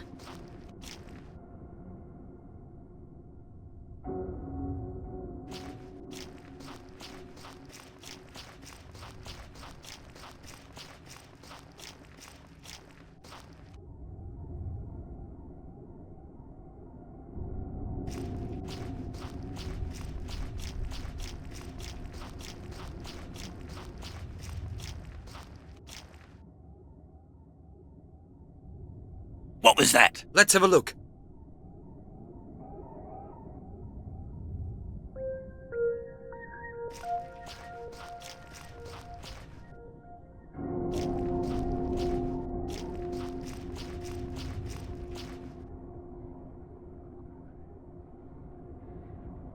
Nothing to be seen. Yeah, Oh no! Where am I now?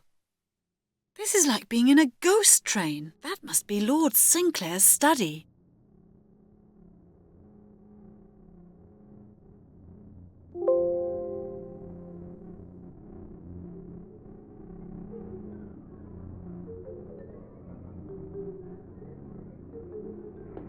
A pentagram. A druid's foot would suit Lord Sinclair better.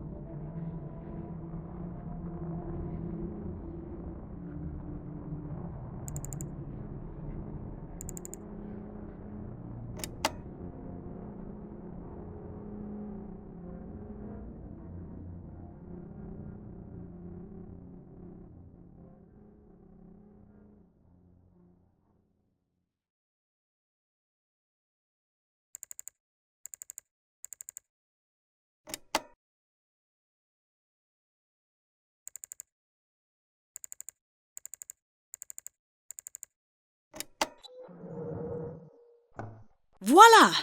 Open.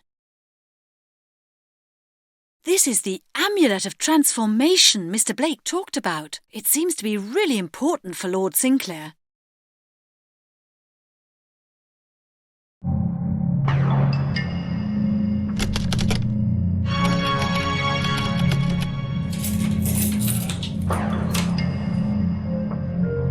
Mr. Halligan! God, what a relief! Oh, what was that for? Have you gone mad? What's wrong, Brent? Why are you hitting me? Who are you? What are you doing here? Oh, God, stop it! What's the matter with you? Don't you recognize me? Brent, stop it!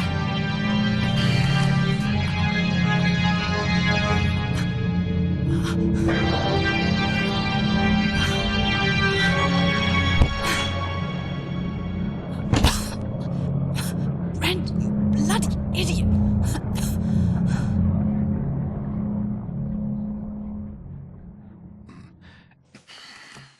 Oh.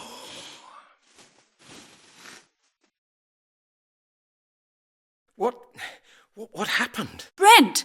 Is that you? Do you recognize me? Of course I recognize you.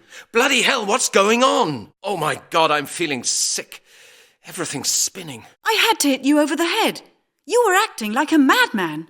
Wait, I just have to get it together for a moment. Oh, Melanie, you can't imagine what I've gone through here. What happened? You threatened me. You tried to kill me. I did what? You tried to kill me, Brent. You hit me. Don't ever do that again. Do you understand? Melanie, I didn't know what I was doing. I can't even remember hitting you. Oh, God, Brent. What's this Sinclair done to you? How did you get here anyway? Have you been here long? I got your message. Can't you remember? I thought you might need help out here. Oh, right. The copy. I had a look around the room, Brent, and I found the amulet Mr. Blake mentioned on the phone. Where? It was in Sinclair's safe, together with a parchment. So Sinclair had it.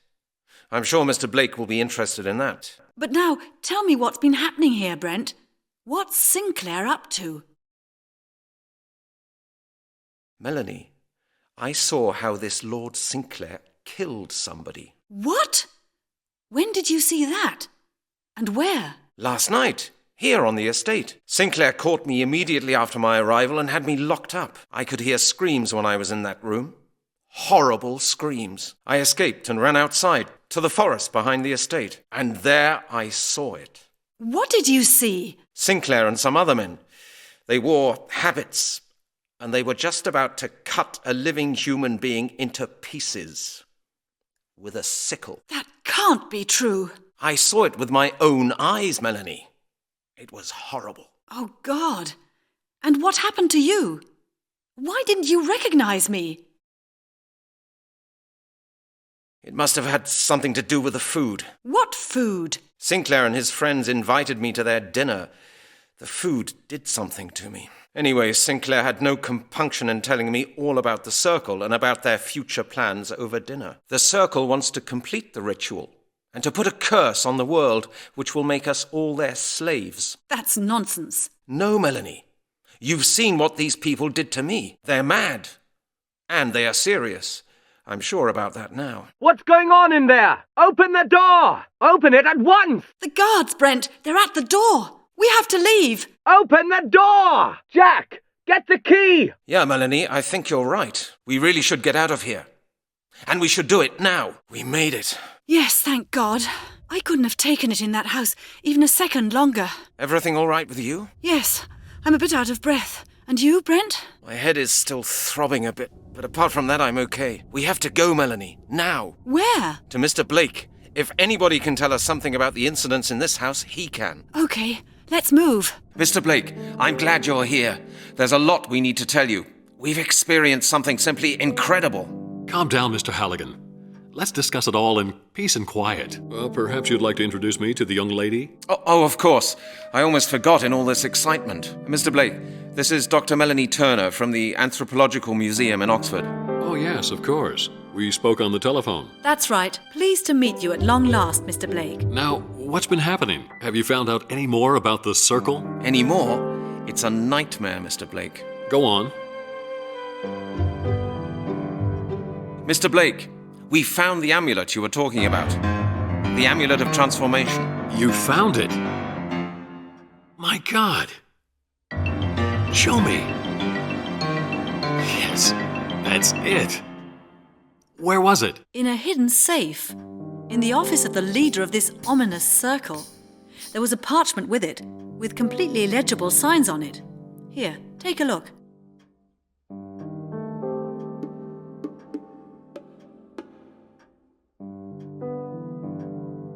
Do they make any sense to you? They're very unusual runes. I'll have to take a look at this in peace. Go on with your story. You were saying you know who's leading the circle? Who is it?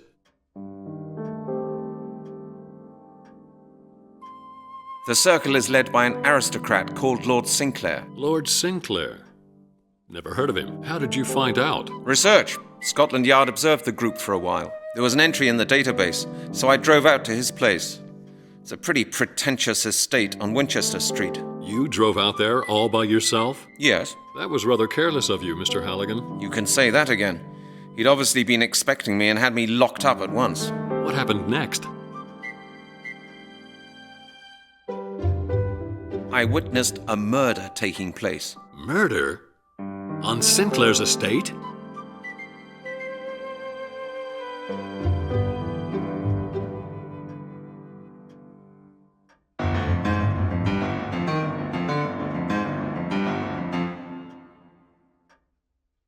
Yes, I saw them cutting the flesh from a human body.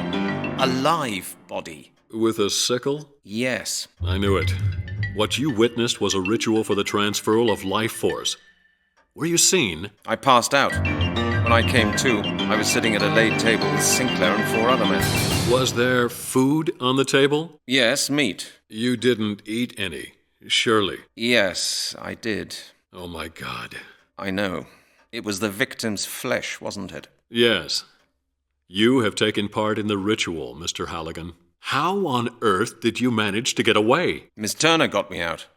If it hadn't been for her, I wouldn't be here now. You're a brave woman, Miss Turner. What do we do now? Why don't we just send a police contingent round there? You're a detective, Mr. Halligan, and Lord Sinclair is a murderer. There won't be anything to find by the time they get there. Sinclair and his friends are no fools. They'll proceed as they've done in all the other cases. They'll just dump the bones somewhere to save the police hunting high and low for a corpse. Scotland Yard will file it away. End of case.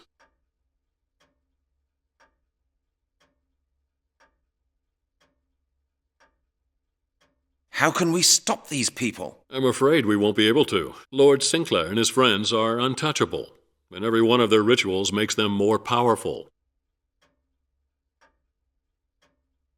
Have you found out yet what stopped the completion of the ritual 1,000 years ago? I've deciphered the text a little further, but some of the signs are just completely unknown to me. I thought you said the amulet was important to the ritual. Yes, that's what the inscription says. Yeah, but then everything's all right now. After all, I've got it. Let's just melt it down, then this nightmare will be over. Mr. Halligan, you're forgetting the ritual has already taken place. 1,000 years ago. It just didn't reach perfection. Only part of the power was transferred to the infants. The inheritors are now trying to complete their ritual. But if this amulet means so much to Sinclair, surely it must be needed for the perfection. I'm not so sure about that. Sinclair may be interested in it for some other reason. What makes you think that? The title written on the parchment you gave me. What does the parchment's title say? Unless I'm very much mistaken, the text refers to a place known as 12 Bridges. What kind of place is that? 12 Bridges is an abandoned complex near Glastonbury. The bridges are in great danger of collapsing. Ancient Celtic myths refer to the place as the Gate of the Worlds. Gate of the Worlds? What's that supposed to be? You know, Mr. Halligan, the Celts did not regard reality and time as insurmountable facts. On the contrary, they regarded them as illusions, which man's laziness and ignorance made him incapable of overcoming. Celtic shrines were always special places that allowed them to leave the normality of everyday reality. Celtic myths claim that 12 Bridges has been a consecrated site for millennia, a place where the body can step over into another time. You mean 12 Bridges is the gate to a journey through time? According to the legend, yes. But nothing's ever been reported of such a journey. Well, that doesn't make it impossible, does it? The place has not been closely examined so far. It's too dilapidated. Just entering the place has taken a very serious risk. Anyway, nobody really believes in time travel anymore these days.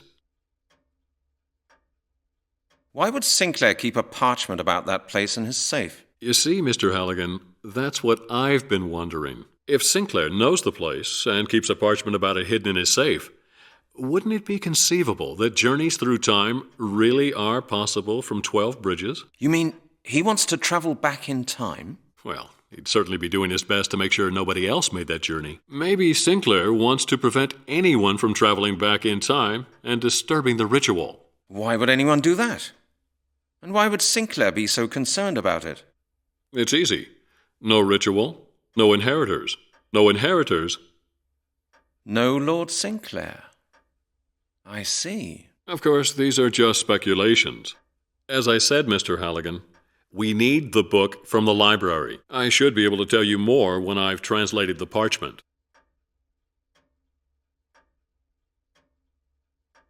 Why do they call the place 12 Bridges? It's a very strange arrangement of 12 stone bridges. No one knows why they were built that way. They probably weren't the first thing that was erected there anyway. The current bridge array dates from the early Middle Ages. If, as I suspect, that place has been a Celtic shrine for centuries, there are bound to have been other structures there at some point. Thank you, Mr. Blake. I'll see what I can make of it. Good. If you have any more questions, don't hesitate to call on me anytime you like.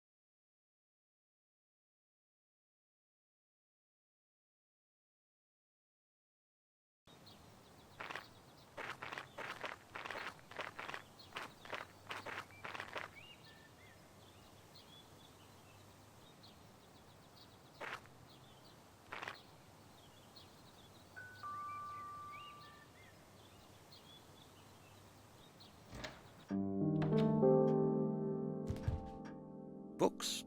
A lot of books. Hello, Mr. Blake. Hello, Melanie. Hello, Brent. How could you just leave like that? There was something I needed to see to. I have quite a few things to see to as well. Shouldn't we discuss with Mr. Blake what's to be done next? Yes, Mr. Halligan. We have no time to lose. All right. Mr. Blake, I have just one more question.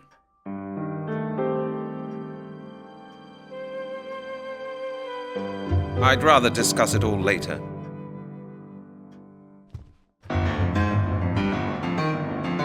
Hello, Mr. Blake. Hello, Melanie. Hello, Brent. How... There was something... Yes, Mr. All right. I thought you... Yeah. But let's just... Mr. Halligan, I'm not... What makes you... The time...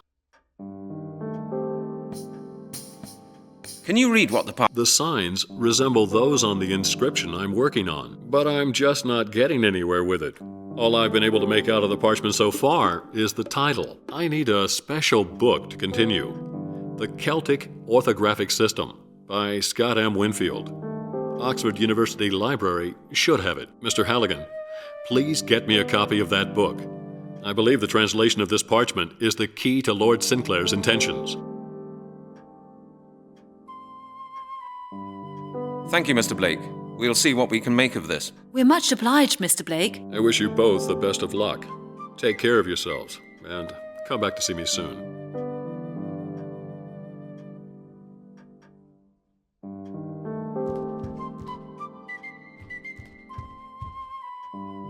This thing is getting more and more mysterious. I can't believe what Mr. Blake said. We have to find out why this amulet is so important to Sinclair. Perhaps Mr. Blake is right, and the amulet is the key to preventing the ritual. I expect we'll know more as soon as the translation of the parchment is finished. I have to go to Oxford, Melanie. I have to get the book for Mr. Blake. Yes, of course. That's fine by me. I really need to check a few things at home. Where shall we meet later? I'll get in touch with you as soon as I have any news, okay? All right. I'll be off then. Okay, Melanie. See you later.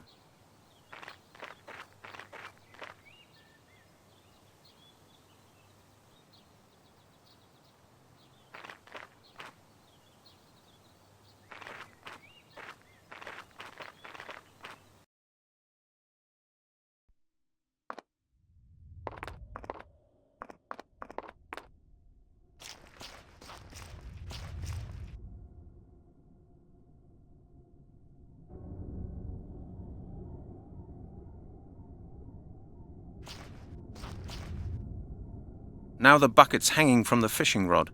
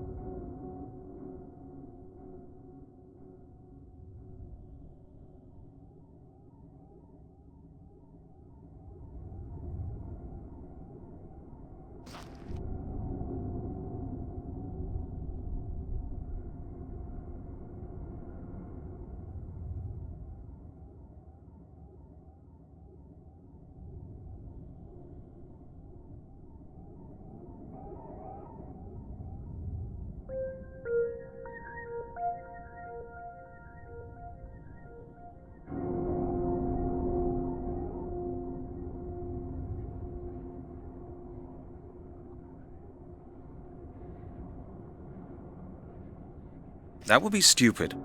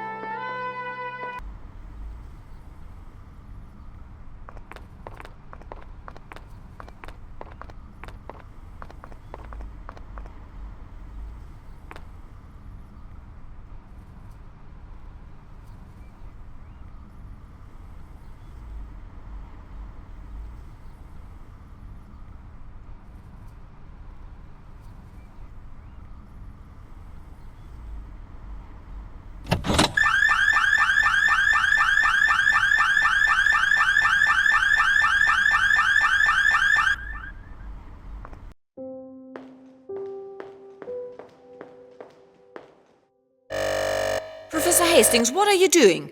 Who? Me? Nothing. I must be off to my car. My alarm just went off. Professor, what's that book you're carrying? Book? I don't have a book. Please don't joke now, Mrs. Owen. I have to see to my car. What's this then? But how the devil? That's impossible. I didn't take this book. Then how did it get there? There must be some mistake. A very regrettable mistake, Mrs. Owen. I assure you... I like your nerve, Professor Hastings. You steal a book and then try to deny the whole thing ever happened. I'm very disappointed in you. Mrs. Owen, you've known me for 20 years now. You ought to know that I'd never... All I know is that I'm going to have to put this on record. Please come along over here to the issuing counter, Professor. You will have to fill in a form.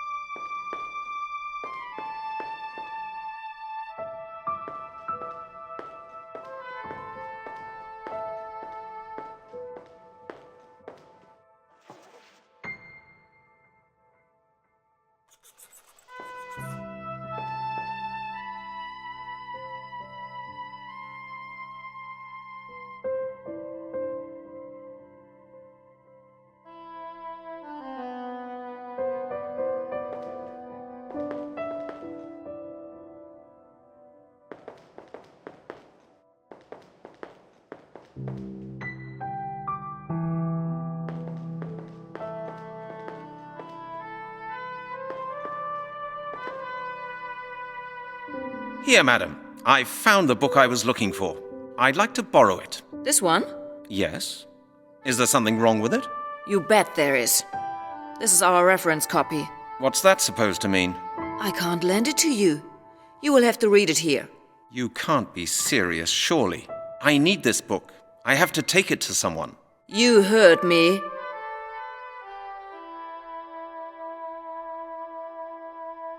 Do you at least have a copying machine? No. Why don't you copy the pages you need by hand? Madam, I've told you the book's not for me.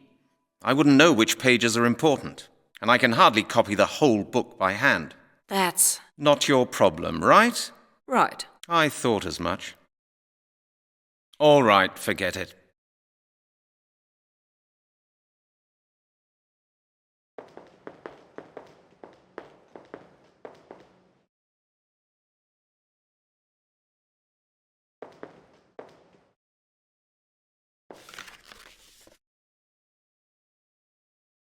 The cover of this history book is a perfect fit for the book I want to borrow.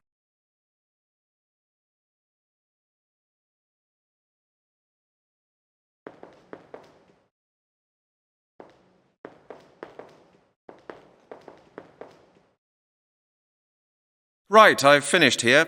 I found a different book that interests me. I assume you'll let me borrow this one. We'll see. What have we here? Let me see. Oh, the Roman monetary system and fiscal policies. Yes, you may borrow this one. And just think, I've actually read this one. What a coincidence. A brilliant piece of work. Very vivid and never gets boring.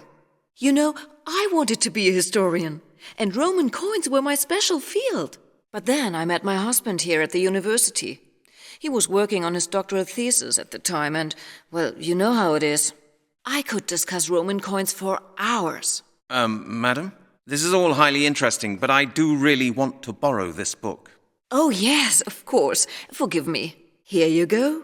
Thank you for the book, and your great help. Oh, I do hope you're not angry with me. If there's any way I can help you, please, don't hesitate to tell me. Not for the moment, thank you. I really must be off now. Naturally, naturally. See you soon. See you soon.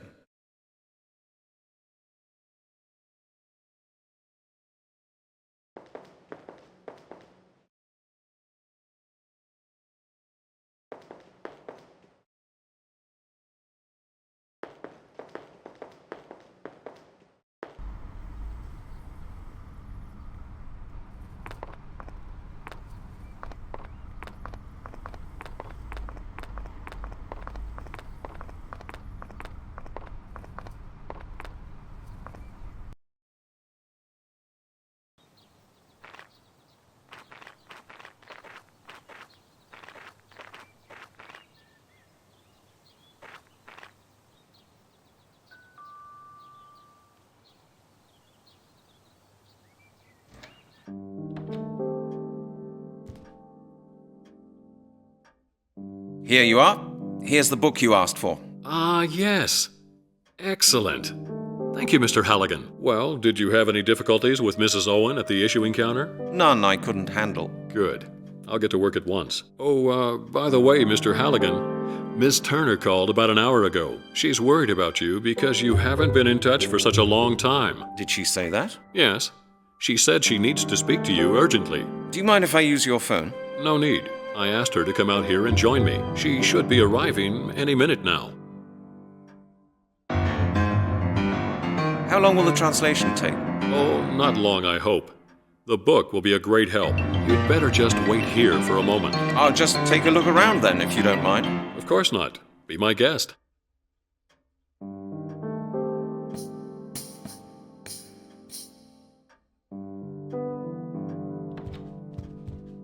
Mr. Halligan, there you are. I've been looking everywhere for you.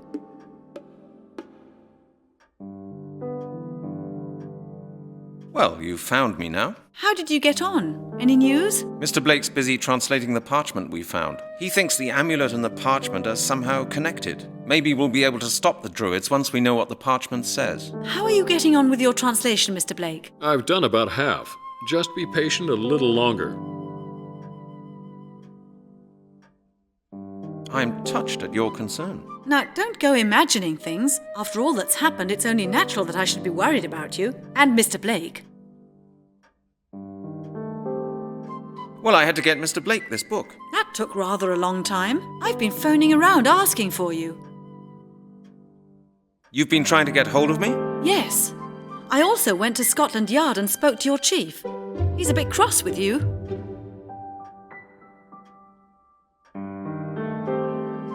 Cross with me? Why, what have I done now? Lord Sinclair's planning to bring charges against you for burglary. What? I don't believe it. That old devil Sinclair seems to feel he's pretty safe, doesn't he? It looks that way. It seems he has very influential friends in the police force. Whatever, your chief asked me to tell you that you're suspended, effective immediately. Oh, and the next time you come to the office, he expects you to give him a comprehensive report in writing. What? He can't be serious. Don't tell me he's handing the case back to that thick-headed, big-mouth Lowry. I wouldn't know. All he said was that he expects you to hand the file to him as soon as you get back to the yard. I certainly will not. This business is just too important to let go. I don't care what the chief says. I'm going to carry this case through on my own. What's going on out there? What is it? What's happening? Leave me! Get out of the danger zone! Here, take the parchment and go! Come along, Mr. Blake. Let's get out of here! You get out of here. I'll follow you.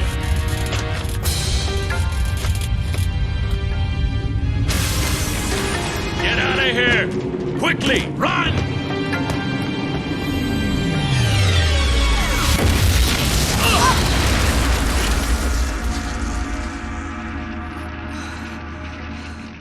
I believe you have something of mine, Mr. Hannigan.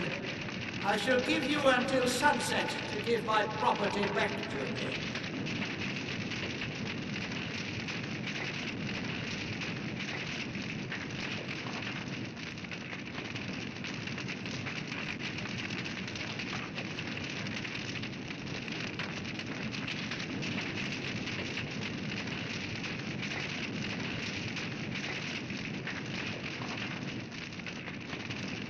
Oh, God! Mr. Blake! I have to go back and get him out of there. Are you crazy? Don't go. It's pointless. You can't help him anymore. He's dead. Yeah, you're right. Oh, my God, what an inferno. Let's get out of here, Melanie. Otherwise, we'll be next. Where can we go? To Scotland Yard? No, that's not a good idea. The Chief Inspector's waiting for me there. We'd only lose time.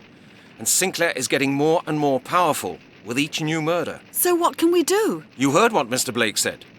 Sinclair has the power to complete the ritual, no matter what we do. For the time being, nobody can stop him. Then we're lost. No, Melanie. We have one chance left. What do you mean? We have to go to 12 bridges. We have to try to move the Gate of the Worlds. If we want to stop Sinclair, we have to stop those who gave him his power 1,000 years ago. You believe in that Gate of the Worlds thing? It's just a myth, a fairy tale. The question is not whether I believe in it, Melanie. The question is whether we have any other options. You're right. Come on, then.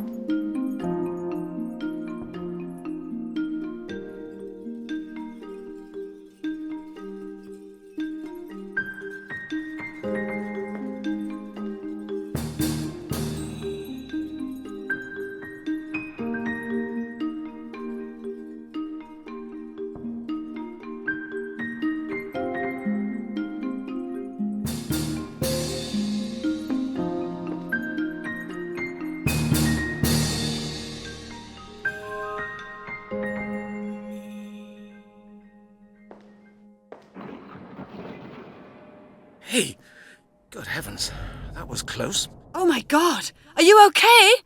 Yes, I'm all right. You've got a nerve, Brent Halligan! How dare you upset me like that? You could have got killed! It's all right, Melanie. I'm still alive. Don't you ever do that again, do you hear me? Hey, all right, all right.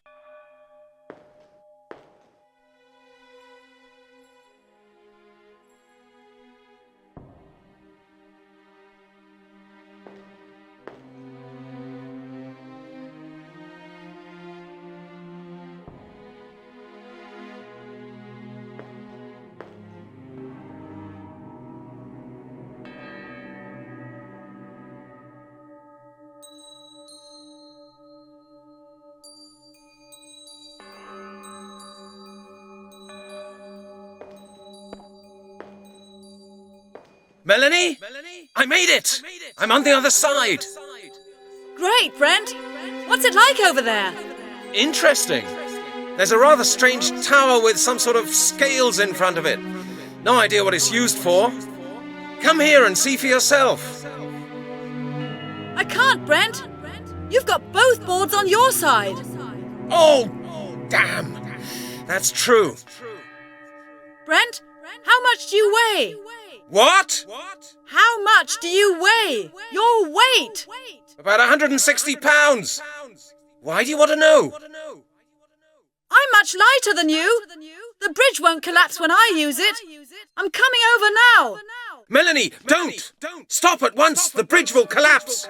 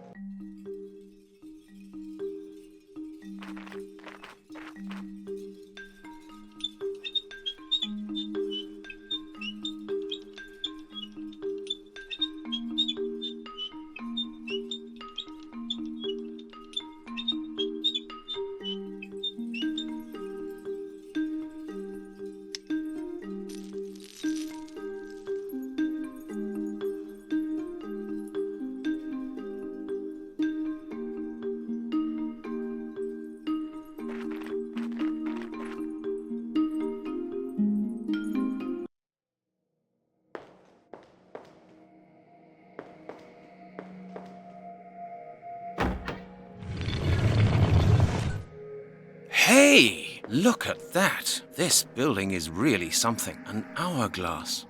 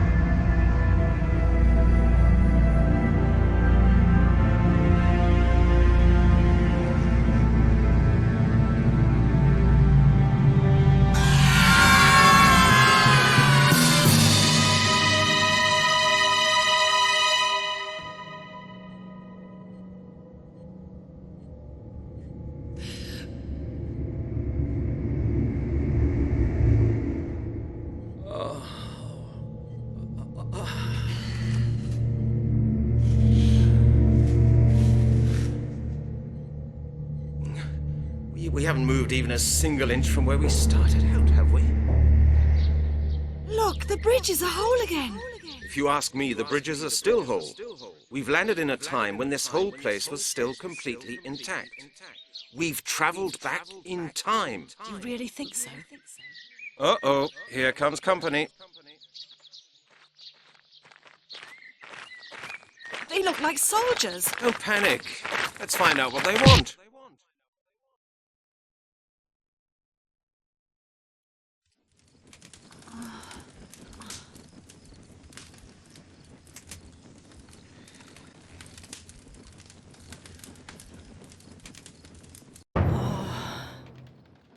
I must have fainted. Where are we now? Brent? Brent, are you there? Nothing.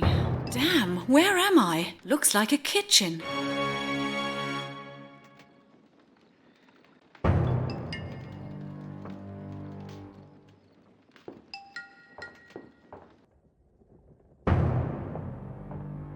What have we here then?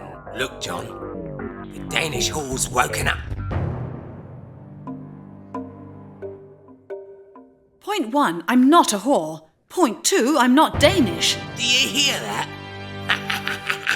She's got a sharp tongue in her head. If you're not Danish, what are you?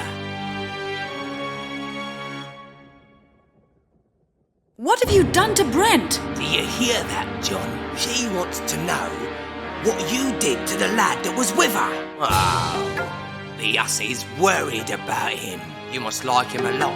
Hey, John, what did you do to the poor man? I just chopped off his ears. He still don't look bad, though. What? You monsters! Now. John's in a good mood today. He always jokes around when he's in a mood like that. Your friend's unarmed, for the moment, anyway. What are you going to do to him? Unless he tells us what day your king's planning to start his invasion, he won't be feeling too good. And he'll lose a few more body parts than just his ears. Depend on it.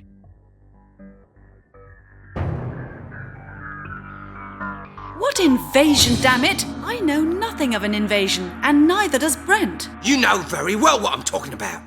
The next Danish invasion. But I promise you this. This time, King Ethelred will be ready. We will slaughter you the moment you set foot on English soil. My friend and I don't belong here. There you are.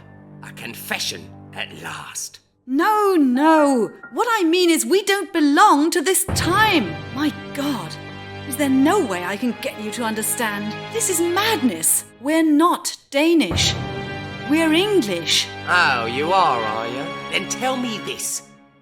Where in England did Edward the Martyr rule? Who?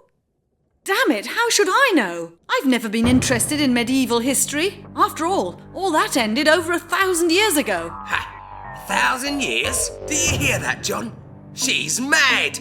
This woman's completely mad. She's having us on. Stop talking nonsense. Tidy up and see you got something to drink. Listen to me. I am Dr. Melanie Turner from... that would probably be too complicated for you, I suppose. Complicated? What kind of a word do you call that, then? Stop talking Danish to me, girl. Danish? Whatever gave you that idea? Save your breath, woman! This isn't the first time we found Danish spies around here. And that ridiculous, childish disguise of yours isn't gonna help you either. Yes, I suppose I must look strange to you, but I can explain. There's no need for that. We know all about you. Your king's preparing for another invasion, and you're the spies of his vanguard.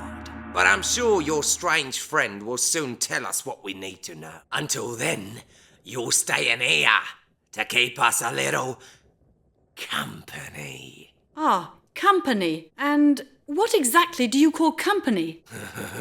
You'll soon find out. I'm sure you'll enjoy it. If you dare touch me, I swear I'll scratch your eyes out. And I swear that unless your friend tells us the truth about what you two are doing here, You will die, both of you. We're looking for a Druid order. Druids? That proves it! You're conspiring with British heathens against our king! But you may depend upon it that King Ethelred's revenge will be terrible! But you must let us go. You've no idea how important this is. Important? For your war, I suppose? Do you take me for a fool? Forget it, hussy. You two are staying right here with us. Now stop your grumbling. Get in the kitchen, Danish woman. Tidy up and get us something to drink. Oh, just leave me alone, you bastards.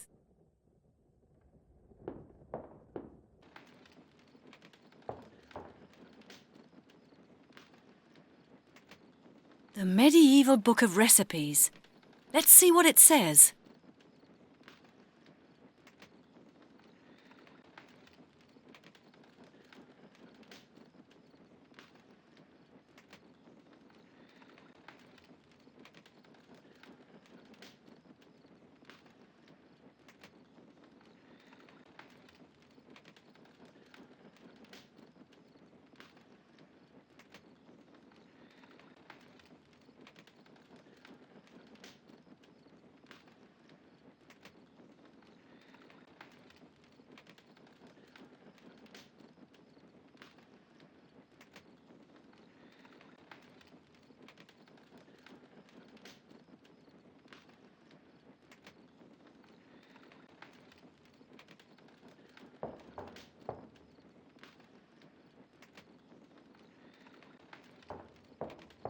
John! Celebrations are due! Our pay has arrived! 10 pieces of silver for each of us! 10 nice, polished pieces of silver at 1 ounce each. You again! What do you want now? I told you to hurry up and serve us! Well, what can I get you? In God's name, stop asking stupid questions! Bring us some wine and meat and hurry! Yes, very well. Pain in the neck. And hold your tongue, woman! Now what is it? Where are drinks, damn it? I couldn't find any wine or meat in the kitchen. What? John, you numbskull! I thought I told you to go to the market and buy some provisions. Why me, blast it? Let her go, the lazy so-and-so. Do you want her to escape? What a fool you are! Don't call me a fool. Then don't be a fool! Then I won't call you one! I said, don't call me a fool. Excuse me. What do you want? What do you want me to get you? I don't care. Damn it! Think of something. Bring us something to drink. Bring us tea. We'll go and buy some provisions when we've finished interrogating your friend. When'll that be? I'm hungry. John, just shut up, will ya? I could offer you something other than tea. Oh? What's that? A love potion by my own recipe. Oh? Well, that doesn't sound too bad. Perhaps you're not so much of a cow as I thought you were. Perhaps. To be honest, I've always had a soft spot for men who know what they want. Hey, I like that. Why don't you just come a little closer? All right. What'd you make of that, John? The girl's quite tame, really. What wonderful equipment you have, soldier. Yes, isn't it just? And it's all been christened with the blood of my enemies. Take a good look, if you like, and then bring me that potion you were talking about. You'll have to be patient. I must brew it first.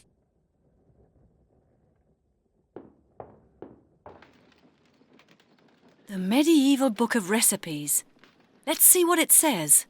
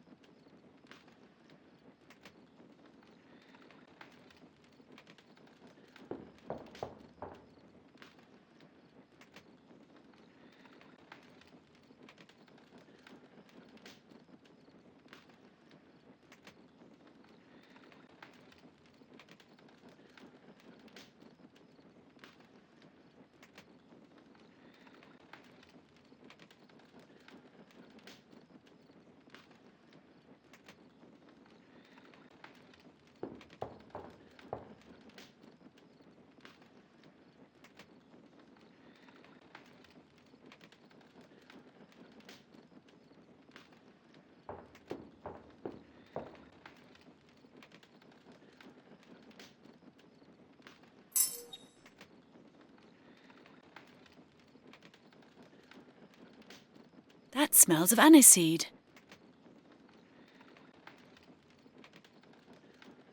I'd need a weight to use these scales.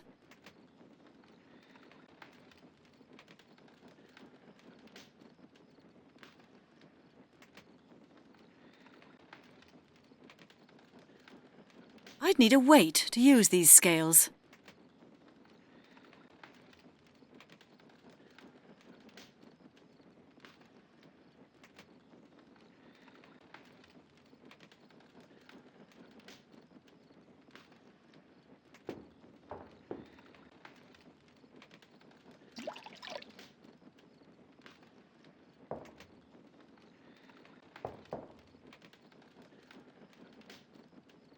I'd need a weight to use these scales. I'd need a weight to use these scales.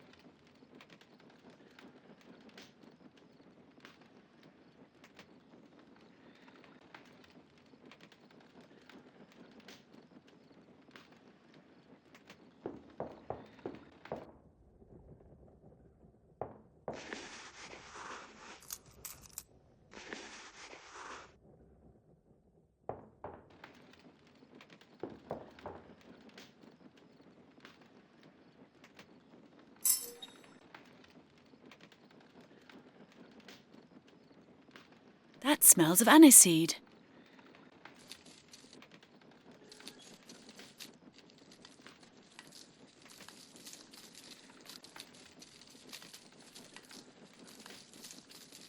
Right. That's exactly 1 ounce of the herb.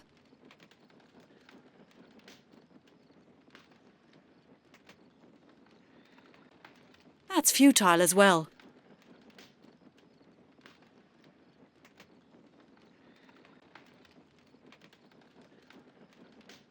It won't work like that. That smells of aniseed. The weed has made the water blue. That smells of aniseed. This herb smells of cinnamon.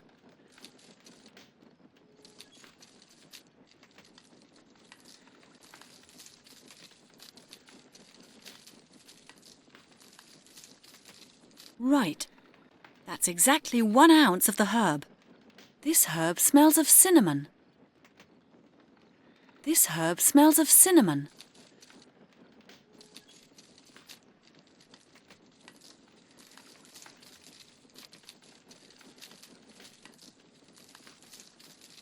Right. That's exactly 1 ounce of the herb. Dried leaves. I don't know which plant they come from.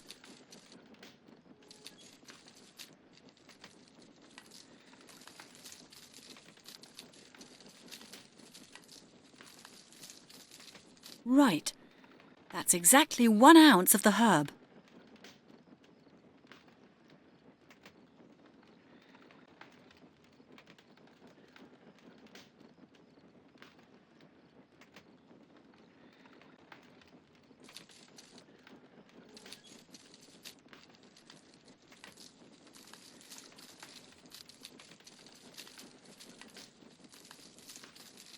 Right. That's exactly 1 ounce of the herb. The water in the bowl is absolutely clear.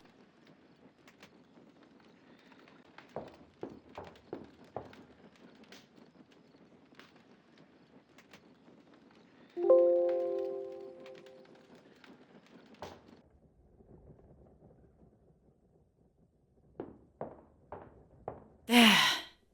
That ought to get you going. It looks good anyway. What is it? As I said, a love potion. Bah! It doesn't taste all that good. But it'll work. Just wait and see. I should hope so, 'cause I'm getting tired. Very tired.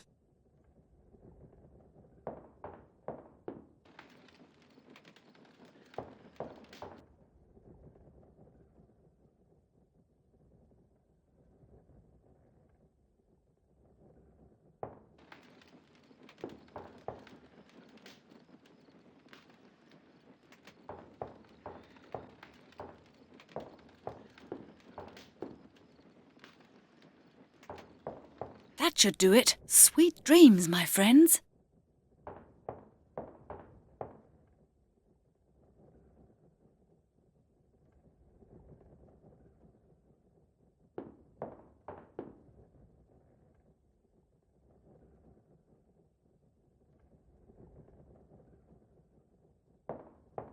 Brent? Melanie! At last! I'm here! Over here!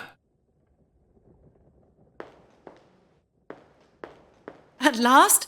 Wasn't I quick enough for you? This really is one hell of a rat's nest. Where are we, anyway? I think this is an outpost of the British Army. It seems a number of wars were fought in this area 1,000 years ago. Great. That's simply wonderful, isn't it? Maybe we should have read a few history books before we came here. Where are the soldiers now? Fast asleep. I made them a drink that seems to have had the desired effect. Well done, Melanie. Now let's get out of here. Unlock the door. Yes, of course, at once.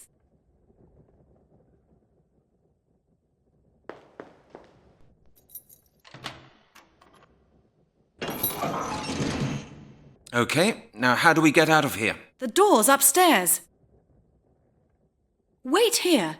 I'll go and see whether the key fits the other door.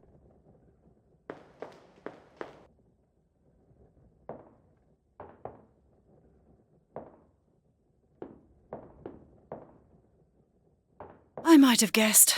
The door's locked. It's lucky nobody saw that. Nothing's happening.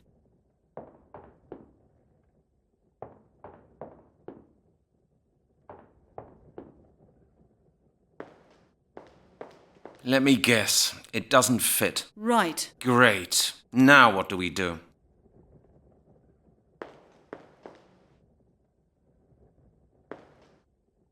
Give me a hand with this crate, Brent. It's too heavy for me to shift on my own.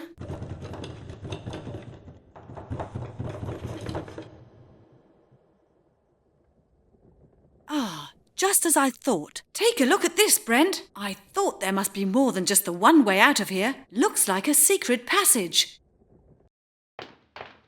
Pretty dark down there, isn't it? Are you scared? Scared? Nonsense. Come on, let's go. Brent? I'm here. I can hardly see a thing. Neither can I. Maybe we ought to go back after all, don't you think? Rubbish. There's no one here. Don't worry. We'll find the way out. There's not a glimmer of light here anywhere, Brent. Oh!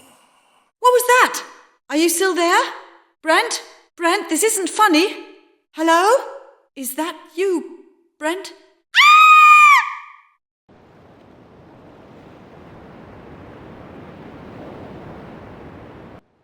Damn it. Now where am I?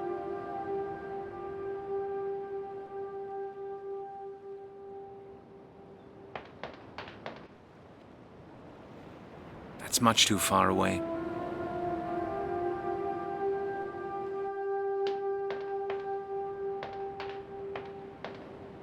So you are the stranger who came to us through the Gate of the Worlds. We meet at last. I am very pleased to see you. Oh, yes? I can't say the feeling's mutual. I want to get out of here. This minute. Who are you, anyway? Hush. Be calm. Nothing will happen to you here. I am your friend. My friend? That's a lie. I can do without friends like you. We have been expecting you. We need you. You are the one all our hopes are hanging on. What's that? You've been expecting me? That's impossible. I came here from the year 2000. You can't even know I exist. You came to us through the Gate of the Worlds. He who comes through this gate has the power to alter the course of history.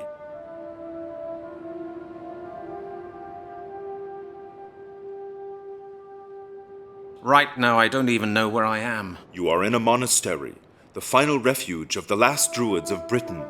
You have come to us in our greatest hour of need. What do you mean? Our order is facing extinction. For thousands of years, we have been handing our knowledge down from generation to generation. Every pupil was instructed by his mentor for 20 years, until he was worthy of being taught all the secrets of the Druids, and finally, he would become a mentor himself. I see. And? A Druid's power can serve either good or evil. The mentor's teaching alone determines which side will prevail. A pupil without a mentor is left to his own devices. He acts without wisdom or knowledge, and thus becomes hungry for power and evil.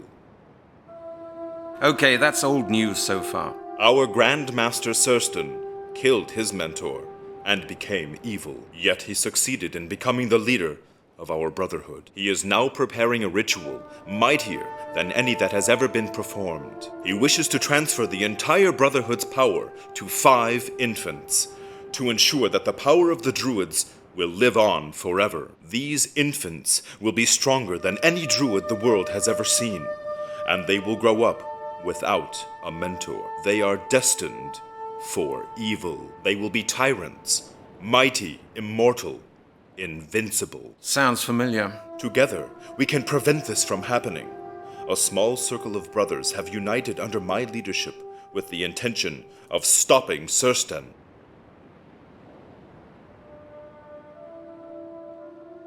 But? Surston seems to suspect something is going on. Ever since we occupied this monastery, he has been building fortifications to prevent anyone but himself from entering the places of worship. We know there is a secret room where he keeps a crystal ball. We also know that Surston has had our temples close to the river altered. With your help, we will get past his fortifications. Why do you need my help for that? We are few, and Surston is having us watched. We need somebody of equal power to him. And you think that's me? Your journey here has given you the power to alter the course of history. That is more than any of us would be capable of doing. Find the room that harbors the crystal ball. I have arranged for you to be allowed to move freely within the monastery until the day of your execution. The day of my execution? Oh, great. Now you tell me. How much time does that give me? I must leave you now. I bid you good luck. Hey, where will I find you? What's your name, anyway? I am called Maglor. Oh, great. Inspector Miller will never believe this. That is, if I ever get to tell him. And Melanie will... Hold on. Where did she get to?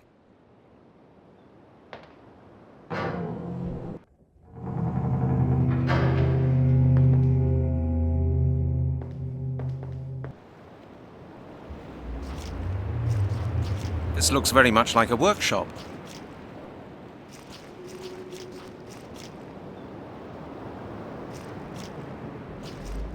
These must be the stores. There's a lot of stuff here.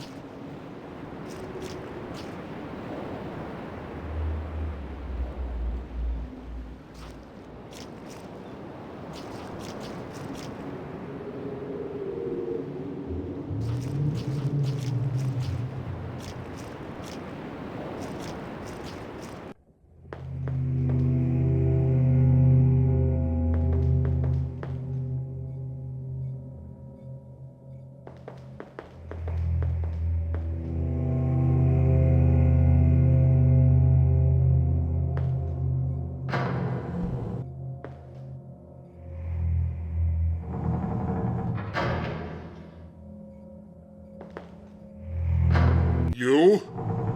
What do you want? I take it you're Surston, am I right? And you are the man who came all the way here just to let me kill him. What do you want? Is the little bit of life I've granted you too much for you?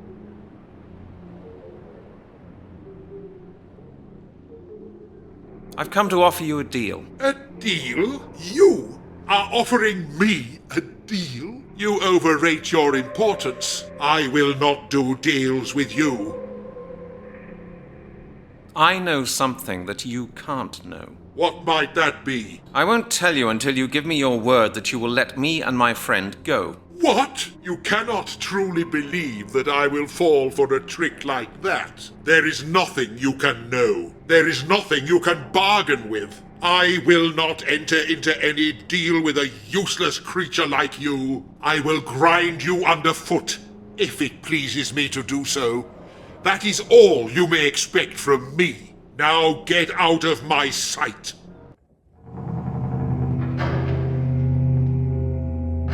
Now what do you want? Are you so eager to die? Your death will come soon enough. Now get out! One moment, please. Just one short moment. May I ask you one more question? You do not need to ask questions. It would be a waste of time answering you. You would not understand the answers anyway. I'll chance that. You must think you're very clever, just like all fools. You will soon understand just how pointless each of your actions, sentences, and thoughts is. Very soon now, my power will be multiplied, and I will continue to exist within it.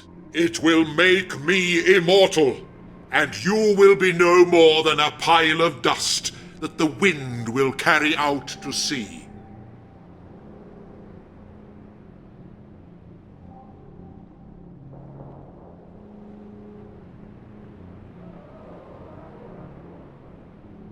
What right do you have to keep us here? What right do I have? Ha! Ha! Ha!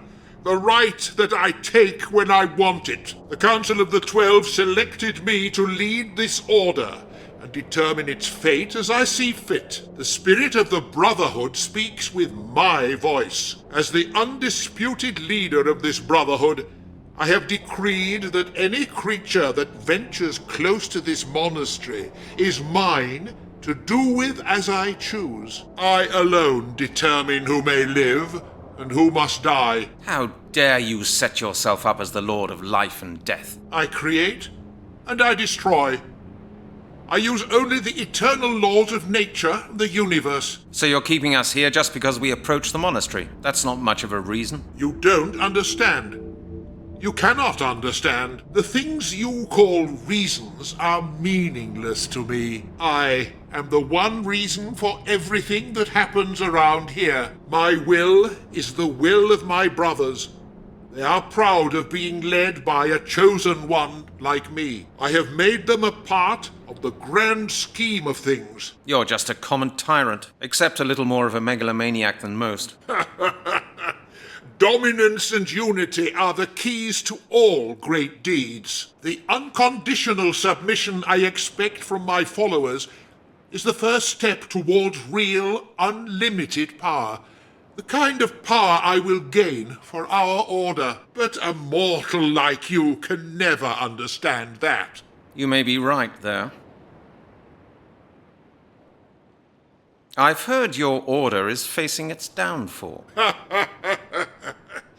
You've heard that? From whom? From a fool like yourself? Our order is not facing its downfall, but a great new beginning, even if some of my brothers dislike the idea. Or did you think I did not know of the ridiculous conspiracy that some of my misguided brothers have set up? They have told you of it, haven't they? I do not expect you to betray them, but they are greatly mistaken where their abilities are concerned, and they underestimate me. I will soon find out which of my brothers are betraying me, and I will destroy them without even lifting a finger. The path I have determined cannot be altered. Our fate is sealed. Now get out of my sight. You bore me.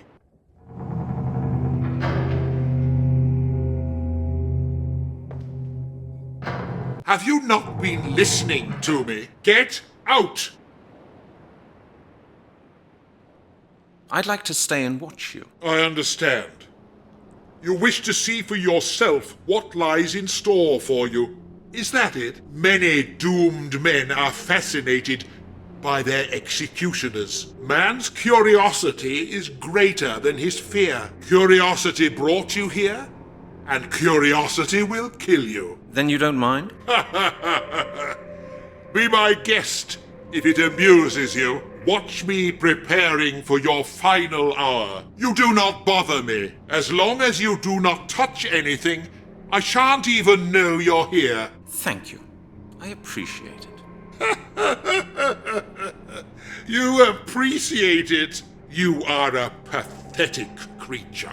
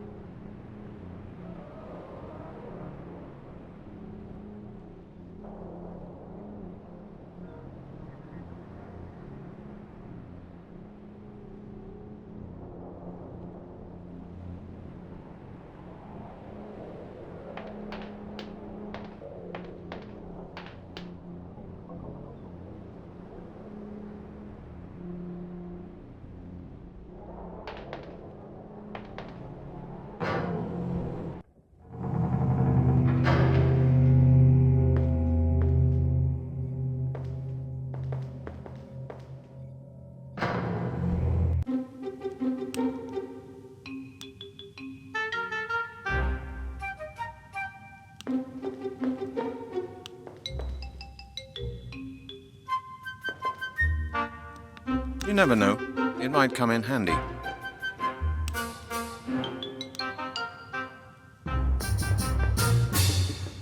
I'll take it with me.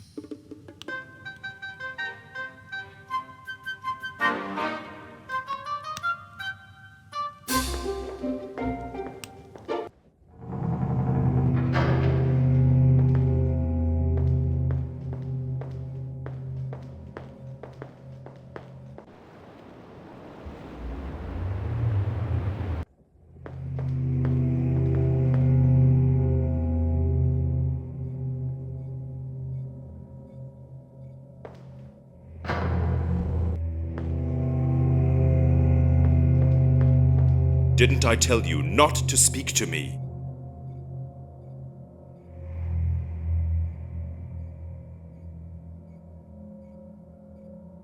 What have you done with Melanie Turner? She is safe for the moment.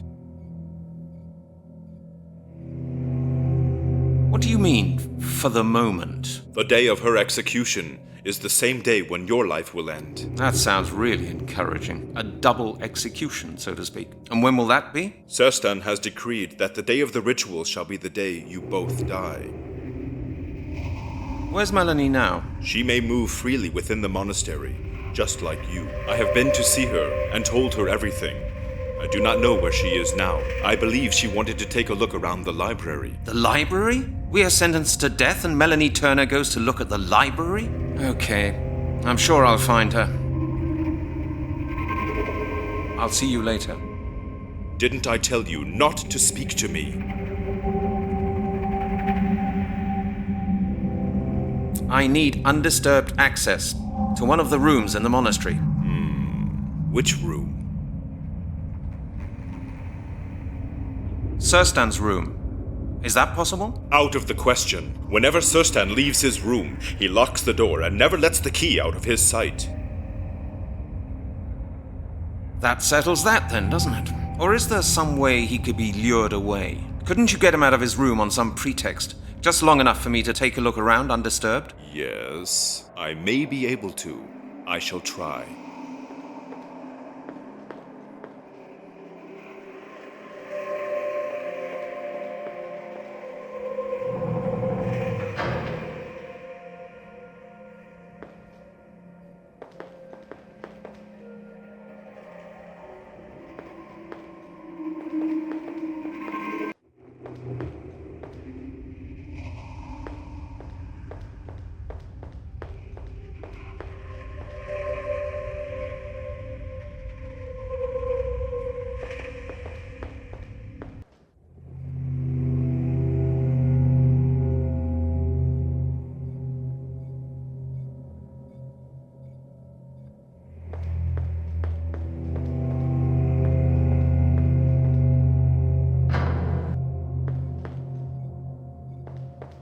I'll take these candles with me. No one will notice they're missing.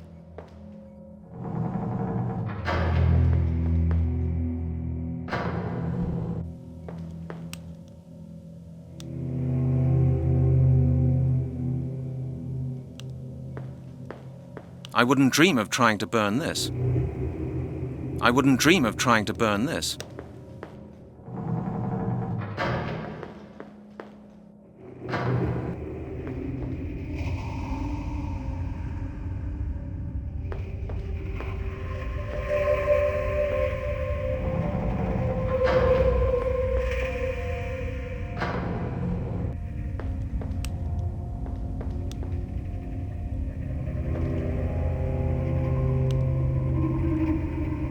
Right, now the crucible's in the fireplace.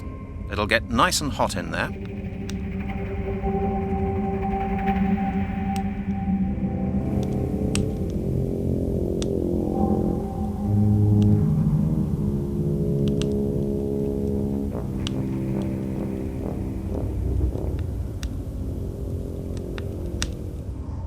The candles have melted. Now I've got a block of wax.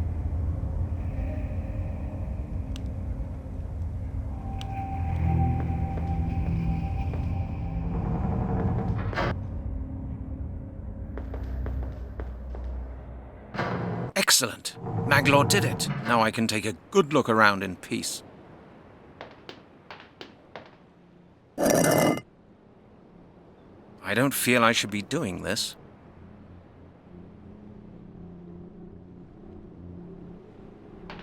That would be stupid. That won't help either.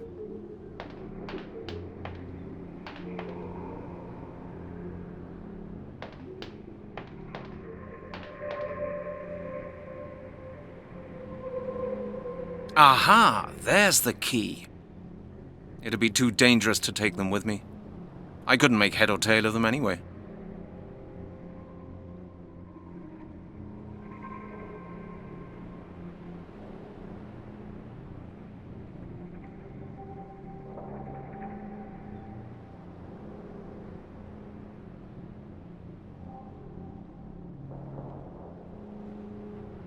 If I push that stone in there, I'll never get it out again. And I'll never get the casket back in.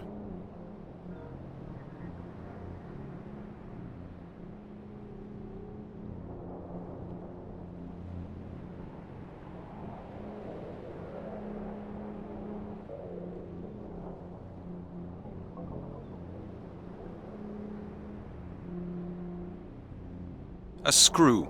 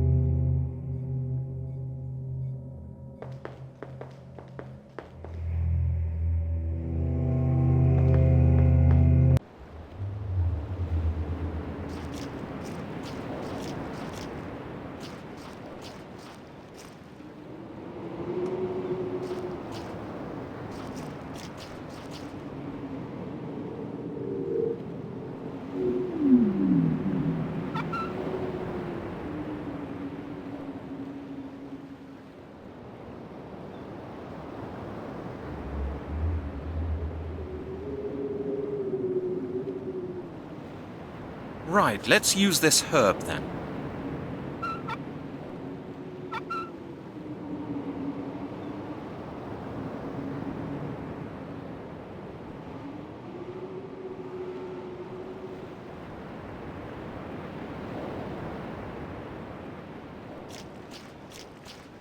The inner courtyard is bigger than I thought.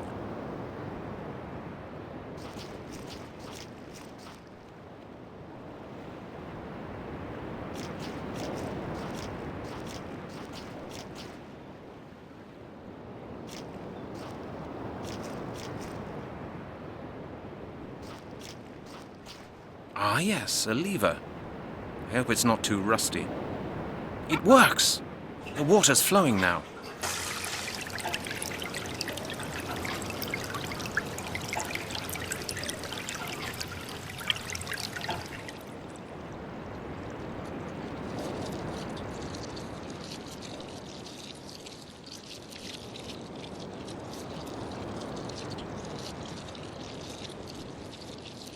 I'd better turn it off again.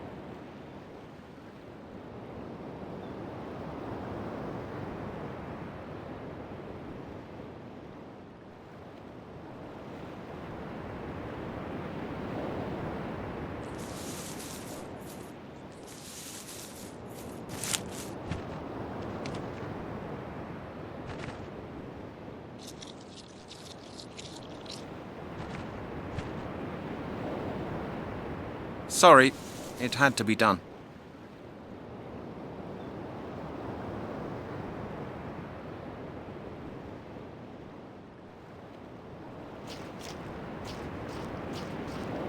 There's a strong smell of smoke here. I need your help. Could you take a look at this? That's the impression of a key. So what? I've helped you, now I'm asking you to help me. Make a key like this one. I can't. Impossible. Sorry, stranger. Why not? I tell you, they'd kill us both. You owe me something. If it hadn't been for me, they'd have punished you tomorrow anyway. You said so yourself. Oh, God help me. I must be going crazy. All right, give me that. I'll make you a key. It'll take a while, though. No problem. I'll come back later to pick it up.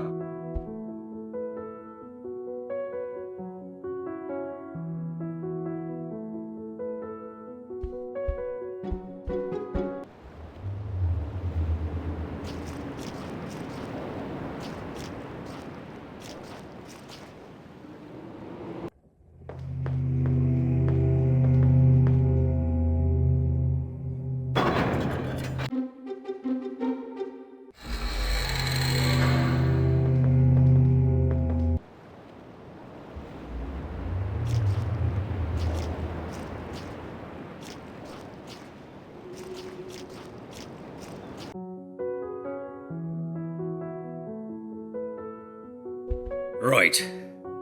Your key's ready. Listen, stranger. I didn't give you this key, okay? If you're caught with this, it's your problem, not mine. Yes, all right. Give it to me. Sure you won't change your mind? This could kill you, you know. No, I'll be all right. Give me the key. Oh well. Don't say I didn't warn you. Here you go. Take care of yourself. All right, I will. Thanks a lot.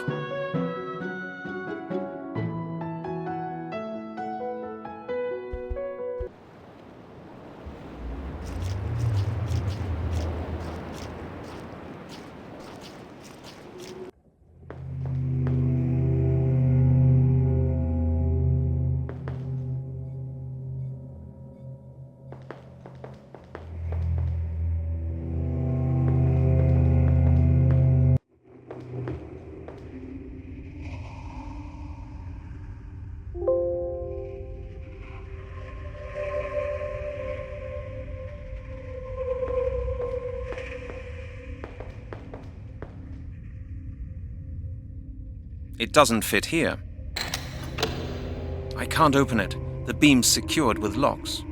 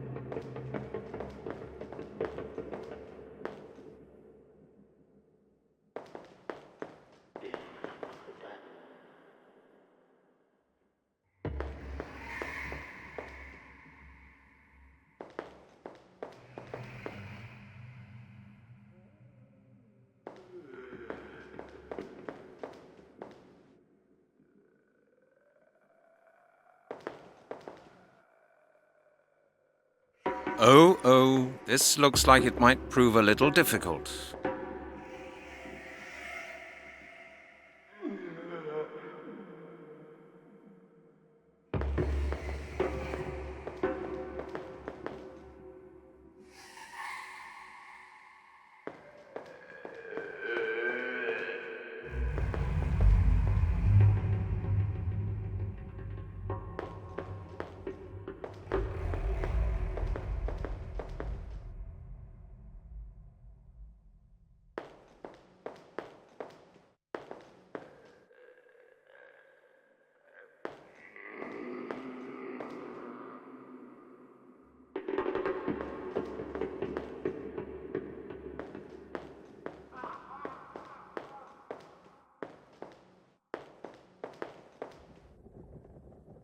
Wow! It was worth coming here.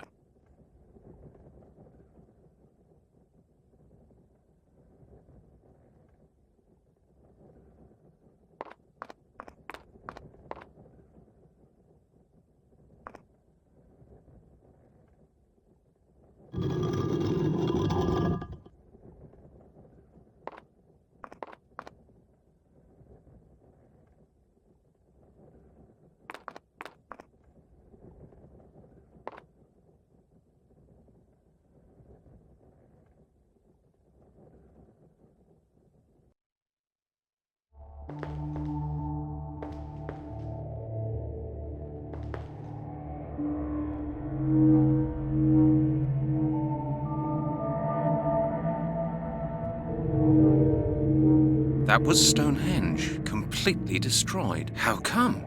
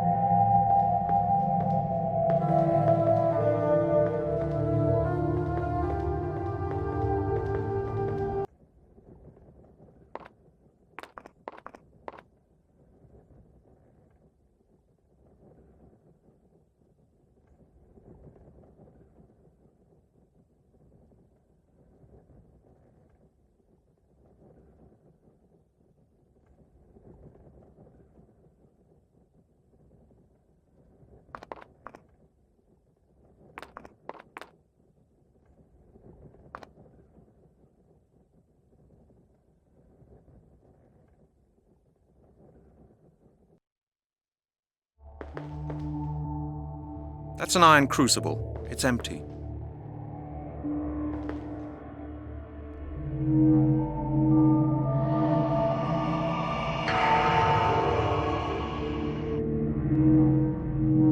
What was that? It must have been the ritual. That's what's going to happen. I must tell Maglor at once.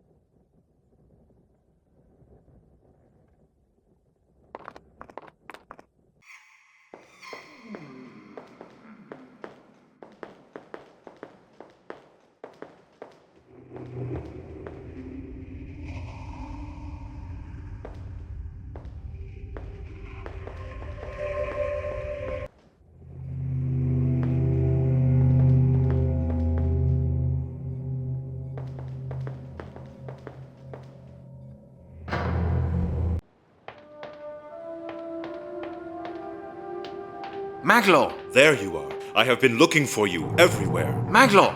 I've figured it out. The apparatus with the movable beads in the room where the crystal ball is hidden really is a calendar. It works just like the one in the assembly chamber, but with an additional day and night cycle and an hour schedule. I entered the time of the ritual, and Serstan appeared in the crystal ball. What was he doing? He was holding a staff decorated with runes, which suddenly began to glow. Then he picked up a golden sickle. A staff? He used a bewitched staff to summon the power? If we find that staff, Serstan will not be able to perform his ritual. Where could he be keeping it? I've searched the whole monastery and found nothing. The temples! We must go to the temples. How do we get there?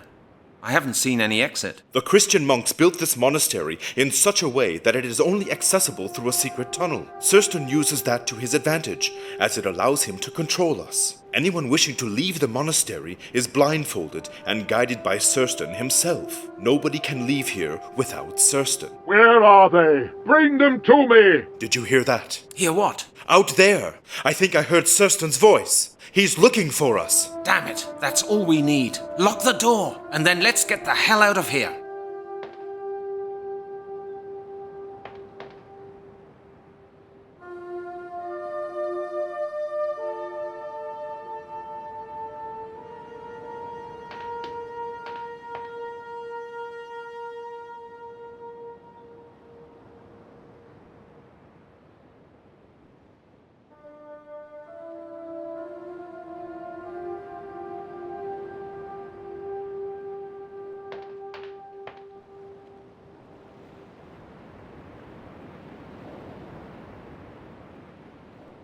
Right, let's get out of here.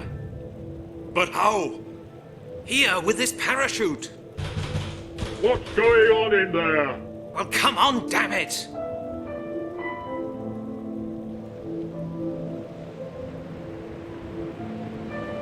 We will fall to our death.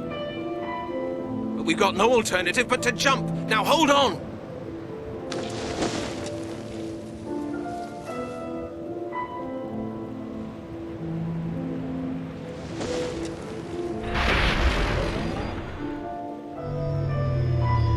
Do you hear that? What is it?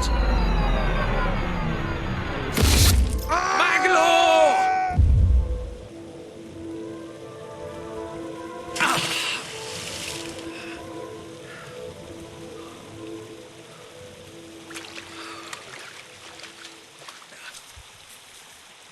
Phew, that was close.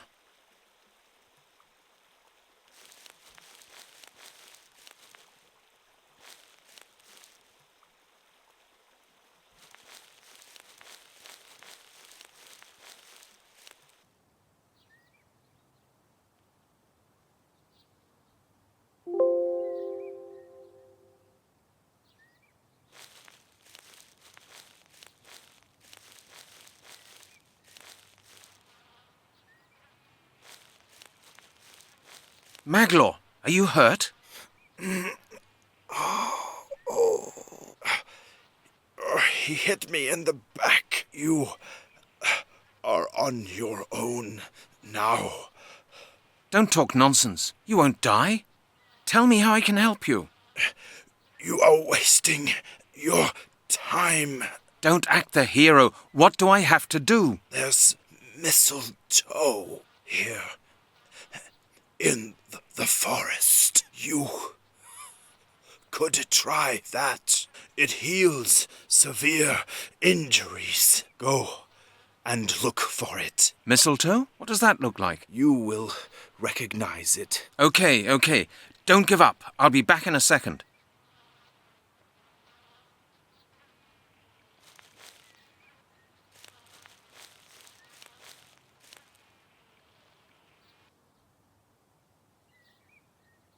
I won't touch them with my bare hands.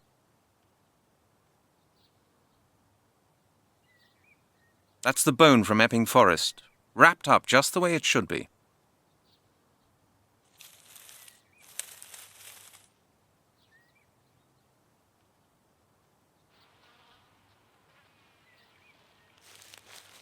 Don't give up. I'll be back in a second.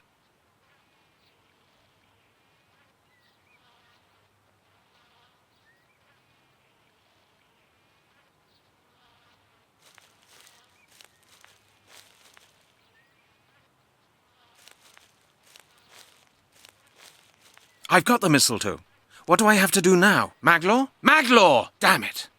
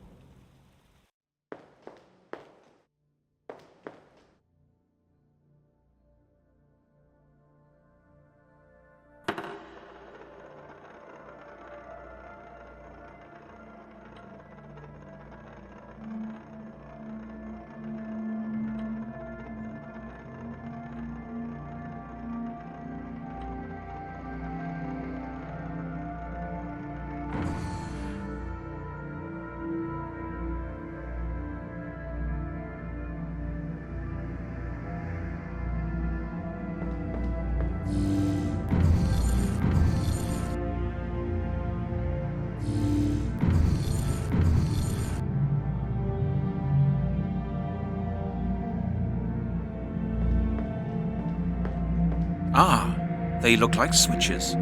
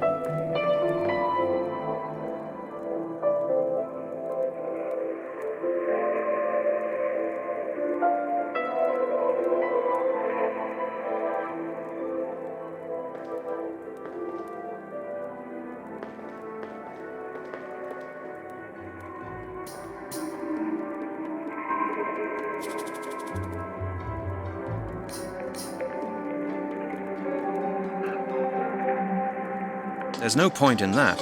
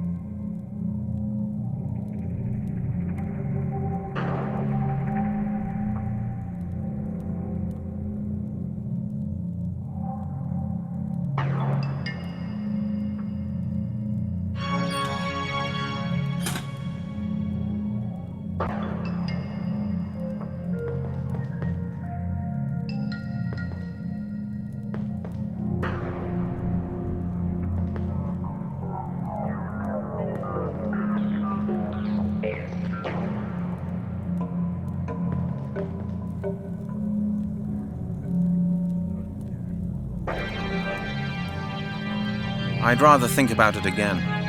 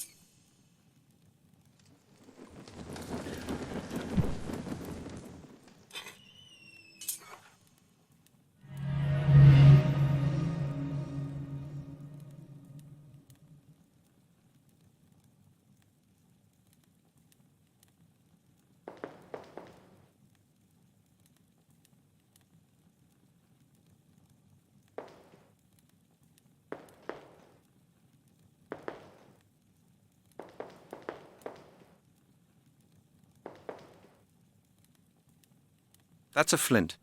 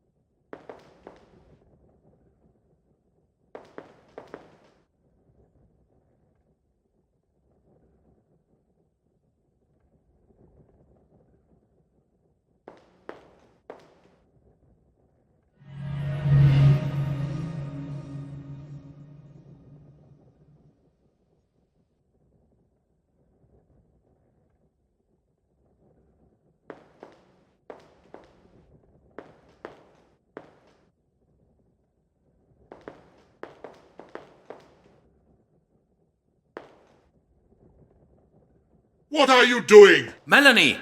Brent! He's going to kill me! Let her go. She hasn't got anything to do with this. I came here on my own. You have something that belongs to me. Give it to me, now! Brent, do what he says! He's serious! You heard what she said. She's absolutely right. Brent, please! No. When he has the staff, he'll kill us both. Listen, Sir Stan. I'll give you the staff on one condition. You must swear that nothing will happen to either Melanie or me afterwards. What? That is your condition? Swear on your honor. It doesn't mean anything to me whether you sad creatures live or die. If you really want to hear it, I swear it. On your honor. On my honor. Okay. Now let Melanie go. Give me the staff. I'll put it down here as soon as you let her go. Come here, Melanie.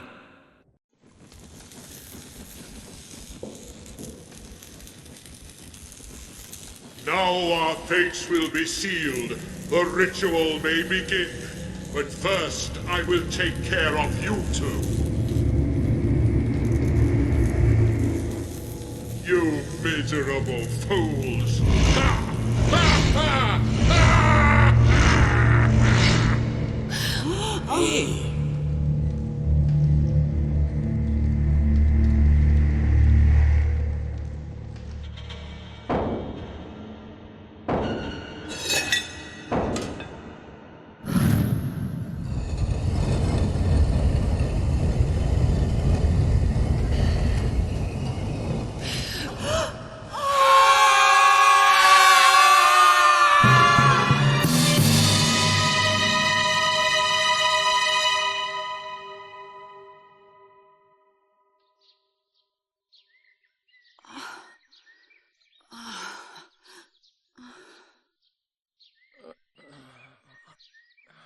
Brent? Yes? Hey, we're still alive. It would appear so. Where are we? The bridges are ruined. We must be back in our own time. My God, the ritual! We must get to Stonehenge immediately! Sinclair is going to complete the ritual! Come on, Melanie, we've got to try to stop him!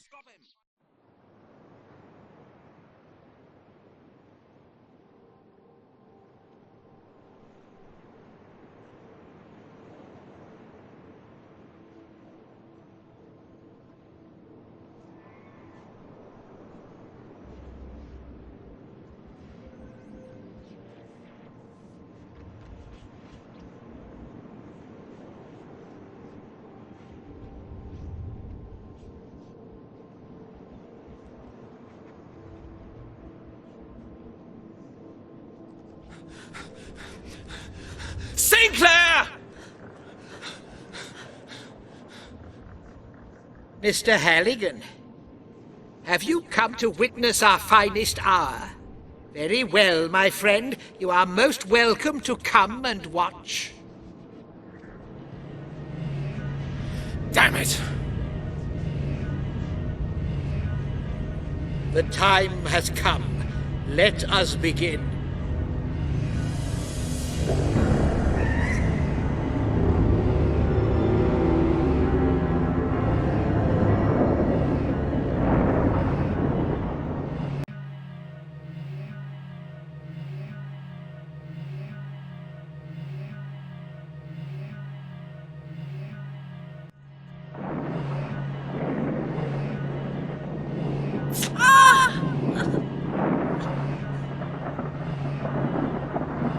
Brent!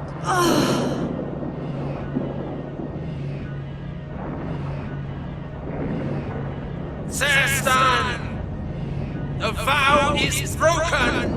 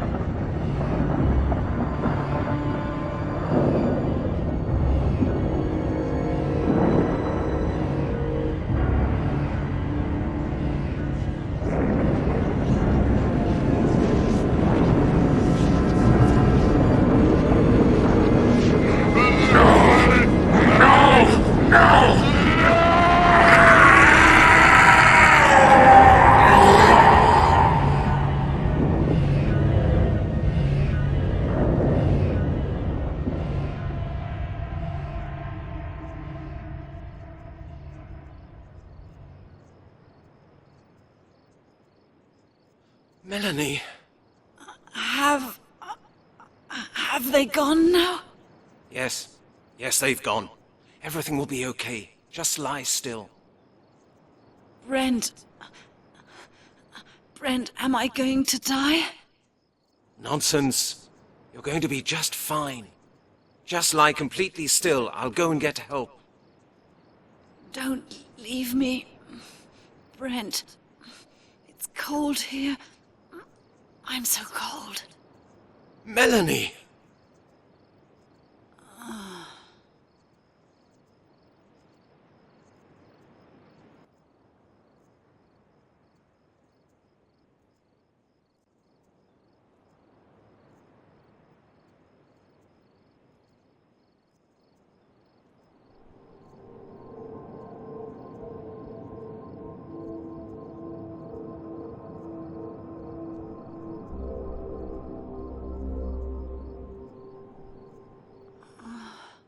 Melanie. Brent, what did you do? I just practiced a bit of magic, that's all. Brent, I...